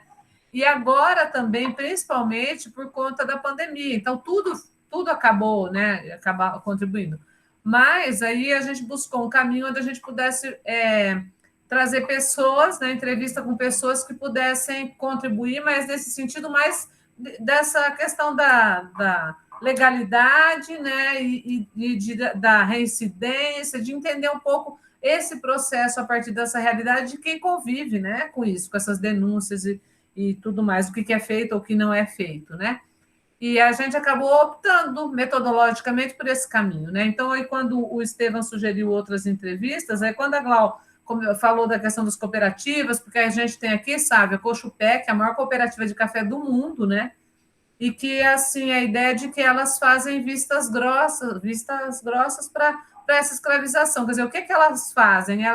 Elas compram o café desse cooperado, mas elas não se importam com a mão de obra que está sendo utilizada, porque é óbvio que essa produção, Jorge, né, que trabalha mais com isso, né, mas assim, o que elas fazem, né? O que elas. Eu me lembro disso quando eu trabalhei com a citricultura no interior de São Paulo no final dos anos 90. Quando começaram as denúncias de trabalho infantil, nem era escrava, trabalho infantil na Panha de Laranja, o que as indústrias de suco fizeram? Elas mudaram a forma de contrato, elas deixaram, porque era elas que contratavam a mão de obra e depois repassava o custo para o produtor de laranja. Elas saíram fora, para não ter mais essa responsabilidade. Então, se tiver trabalho infantil e, obviamente, trabalho escravo também, é por conta de quem contratou, é o dono da propriedade. Nas cooperativas, eu não sei se no contrato diz isso, acho que a gente precisaria depois ver isso com cuidado, né, Glau? Agora, assim, a minha preocupação, né, Estevam, é que a gente já passou isso pelo CEP, aí isso a gente amplia, né? Mas, claro, que a gente pode ter alguma conversa informal para ter algumas informações assim, acho que seria possível, né? Não seria tão complicado assim. Ou, pelo menos, algum referencial teórico que trouxesse essas informações. No mais, eu acho que é mais agradecer mesmo, né? E eu disse isso para a Glaucione quando ela estava fazendo, isso é um relatório de qualificação. Chega agora, vamos levar para a banca nos ajudar, porque, né, tudo não dá para fazer. E é claro que agora a gente vai sentar e discutir, né, o que é possível e o que não é. Mas as contribuições foram as melhores, mais do que eu acho que a gente esperava, né, Glaucione? Porque agora a gente tem mais elementos para poder avançar. Então, é só agradecer a vocês. Deixa eu criar a sala aqui por enquanto. Vocês podem ir conversando enquanto isso, gente, fique à vontade. Deixa eu criar uma sala aqui. Agora é 4 horas, é quase 4, né? Mas vou ter que mudar aqui o horário. 15 para as 4. Então vou ter que... mas eu preciso mudar aqui, eu não estou conseguindo entrar nessa... Por causa que é do mesmo dia, né? Agora eu quero outra, eu quero a partir das 4, né? A partir das 3. Ah, sim, 3h30, então tá aqui. Aqui... Ô, Jorge, você quer falar alguma coisa? Você está aí, pode falar. Fique à vontade, aproveite o momento.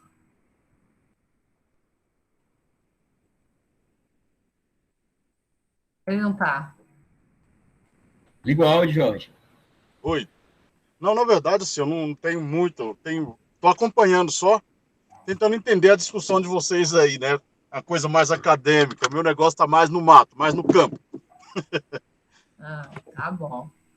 Tá bom, mas o Jorge vai nos ajudar muito ainda na pesquisa, ainda com a entrevista dele.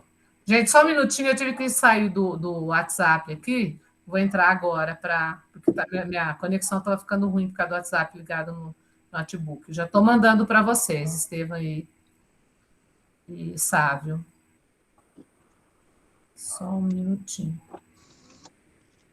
Espera aqui. Pessoal, tudo mandando mensagem para mim, eu nem estou olhando nada aqui. Espera aí. Pessoal, só avisando, sabe? Já te mandei. Mandando para o Estevam agora. É só para avisar, pessoal, que vai ficar aí gravando, tá? Vocês podem ficar conversando, só cuidado com a conversa aí, hein? Pode falar mal da gente. Ai, ai. Então, prontinho. Podemos ir para a sala. Tá. Sai de uma e entra na outra. E desce.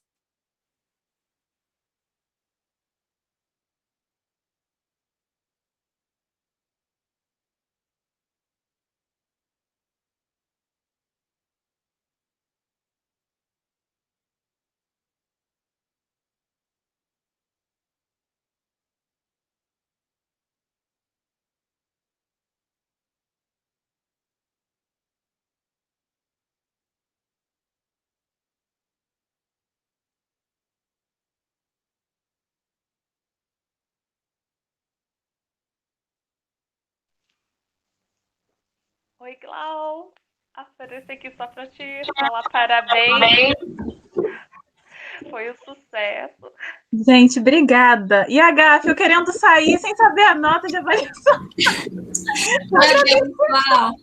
Obrigada, gente. Obrigada. Eu ia perguntar, tá chovendo aí em Divisa? Não, chovendo não tá. Tá armando chuva. Armando chuva tá. Aqui mas já chovendo muito. Aqui deu um chuvisqueiro enquanto você falava. Eu falei, ai, que delícia, refrescou um tiquinho. Aqui tá ventando demais, né? Aí, aqui em Divisa Nova ventou, minha conexão já fica instável, né? E eu com medão de não voltar, né? E os meus dados móveis não é aquela... Vivo, né? Não é aquilo tudo, né?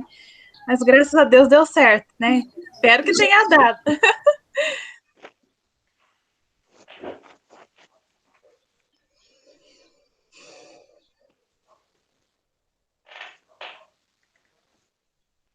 Logo mais vai ser você, né, Tamires? Que passa, né, Letícia? É muito rápido. Ai, gente, credo. Calma. Passa muito rápido. Passa muito rápido mesmo. É Deus um piscar de olhos. Parece que foi ontem que eu estava na disciplina seminários de pesquisa, né? E tem os seminários da pós, já tá. É um pulo, é seminário e pulo para a qualificação. Muito corrido. Mas é gostoso também, né, Glau? Porque aí tem as etapas, né? E é necessário, a qualificação é necessário para a pesquisa dar uma avançada, né? Sim, porque chega um momento que a gente já não consegue avançar mais. Acho que satura tanto que aí você fala, e agora? Pronto. E agora, E aí vem a qualificação, né, que ou avança ou não avança, né? E mas é uma forma... assim, é tão gostoso ouvir as considerações dos professores, né? Porque aí a gente até anota aqui, eu falo, eu pego... Então, exato. Eu falo, nossa, tanta coisa que a gente não pensa. Que a gente não pensa. E as indicações de leituras, né? Por mais que a gente pensa... Acabou, fala, não preciso de ler mais. E aí exato, né? E é engraçado que a gente coloca como primeira etapa a revisão de literatura, né? Mas a revisão de literatura nunca termina. Eu acho que, né? É o processo inteiro. É o processo inteiro. Acho que termina, gente. Oi? Acaba a dissertação, finaliza tudo, mas eu acho que ainda tem coisas ainda para ler. Tem muita coisa para ler, para analisar, para avaliar, né? Isso eu acho que é isso que é o bacana da pesquisa. Mas, no geral, o teu trabalho já está muito estruturadinho, Glau. Obrigada. Obrigada. Eu trabalho, gente. Nossa Deus. Foi feio, mas deu tudo certo no final, né? Graças a Deus.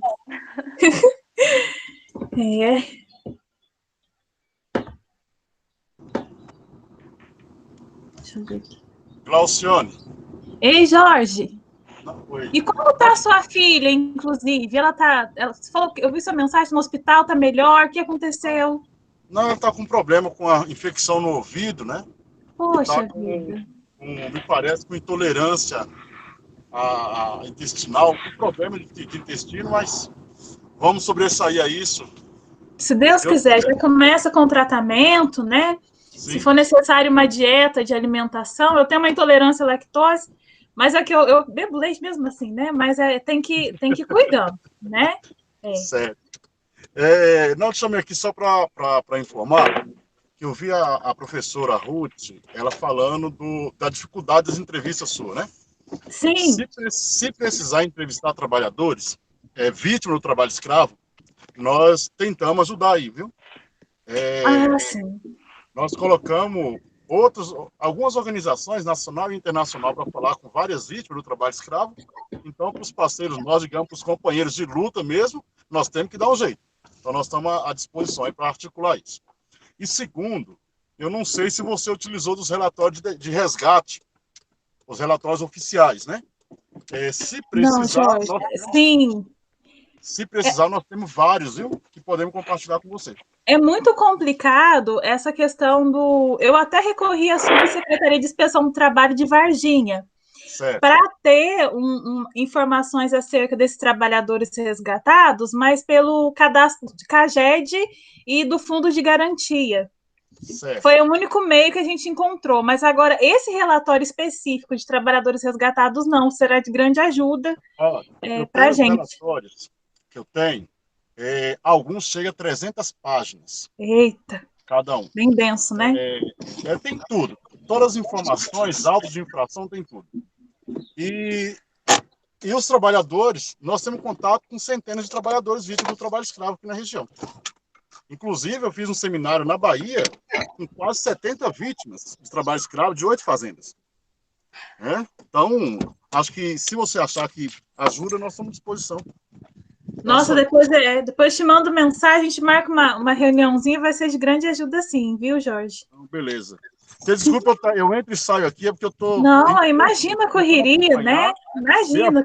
E encaminhar algumas coisas aqui que está finalizando a colheita e a prática, o crime do trabalho escravo, ela vai acontecendo. Vai acontecendo. Exatamente. Mas eu fiquei muito feliz com sua participação, né? Muito obrigada mesmo pela presença, viu, Jorge? Tamo firme aí, tamo junto. Tamo junto, seguimos na luta. Até mais. Até mais, Jorge.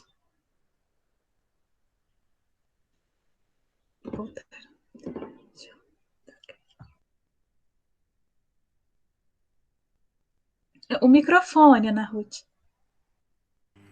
Flamarion, você está aí, né? Eu não encontrei no meu processo a ata, não. Eu tenho ela aqui, mas que eu preenchi no Word. E vale essa, depois eu vejo lá para poder assinar, tá? Eu e o Estevão assinamos, tá bom? Só para te dizer isso. Esperar o Estevão chegar.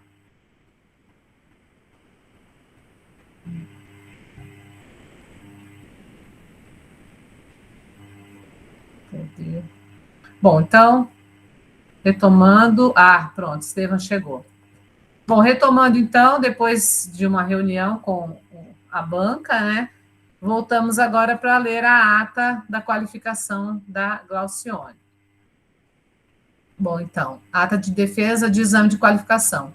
No dia 30 de agosto de 2020, a candidata Glaucione Raimundo submeteu ao exame de qualificação o trabalho intitulado Trabalho Escravo Contemporâneo na Cafeicultura da Mesorregião Sul-Sudoeste de Minas Gerais, entre a lei e a realidade. De acordo com os requisitos legais, a banca designada para proceder ao exame foi presidida pela professora doutora Ana Ruth do Vale e composta pelo professor doutor Sávio José Dias Rodrigues e pelo professor doutor Estevão Leopoldo de Freitas Coca. Baseado na avaliação dos membros, conforme documentação apensa, o presidente da banca deliberou considerar a candidata aprovada. Para constar, eu, professora doutora Ana Ruth do Vale, como presidente da banca examinadora, lavrei a presente ata, que segue devidamente assinada. Não sei. Parabéns, Glaucione! Mais uma etapa vencida. Parabéns, Glaucione! Agora pode falar. Agora eu posso, né, gente? Apressada. Eu gostaria de agradecer, né, o apoio e paciência de sempre da minha orientadora, Ana Ruth. Eu tô nervosa, gente, eu tô muito feliz de ter ter sido aprovada, né? Agradecer, né, a presença dos meus colegas de curso, dos meus amigos, agradecer a presença da minha prima Gislaine, que veio lá de Alfenas, aqui para Divis, para me acalmar, para me ajudar nas coisas, né, na rotina do dia. E eu estou muito feliz, agradecer também, né, a presença de Jorge. Entraremos em contato, né? Ele deu várias dicas aí do que pode ser desenvolvido também ao longo da pesquisa. E é isso, eu estou muito feliz, só agradecer. Bom, é isso então, agradecendo mais uma vez a banca, agradecendo os participantes, os amigos todos aí, a prima também, nesse apoio com a Glau. E parabenizar a Glaucione por mais uma etapa vencida, esse é o mérito dela, assim, claro que eu vou contribuindo, mas como disse o Sávio no começo, o próprio Estevam, né, diante da pandemia, né, conseguir desenvolver um trabalho de pesquisa não está fácil para ninguém, né, e claro que para ela também não, até porque ela ia ficar em Alfenas, vou ter que voltar para a cidade dela, então está todo mundo assim, né, essas dificuldades, mas vencemos mais uma etapa, Glau. Agora vamos rumo à dissertação, né? E até lá a gente vai aí trocando umas figurinhas com a banca, se for necessário, né? Alguma coisa que a gente precisar também. E aguardamos vocês aí na próxima etapa, né? Não sei quando vamos para a defesa, provavelmente fevereiro, por aí, né? Que é o nosso prazo até março, e aí a gente conversa. Gostaríamos, né, Glau, de tê-los novamente na defesa da dissertação, né? Vamos seguindo aí. Obrigada, gente. Até a próxima, então. Sávio, prazer, viu, te conhecer por aqui. Tchau, gente. Prazer, Sávio. Obrigadão, Ana. Obrigadão, Glau. Parabéns, Glau. A foto! Peraí, Glau. É verdade.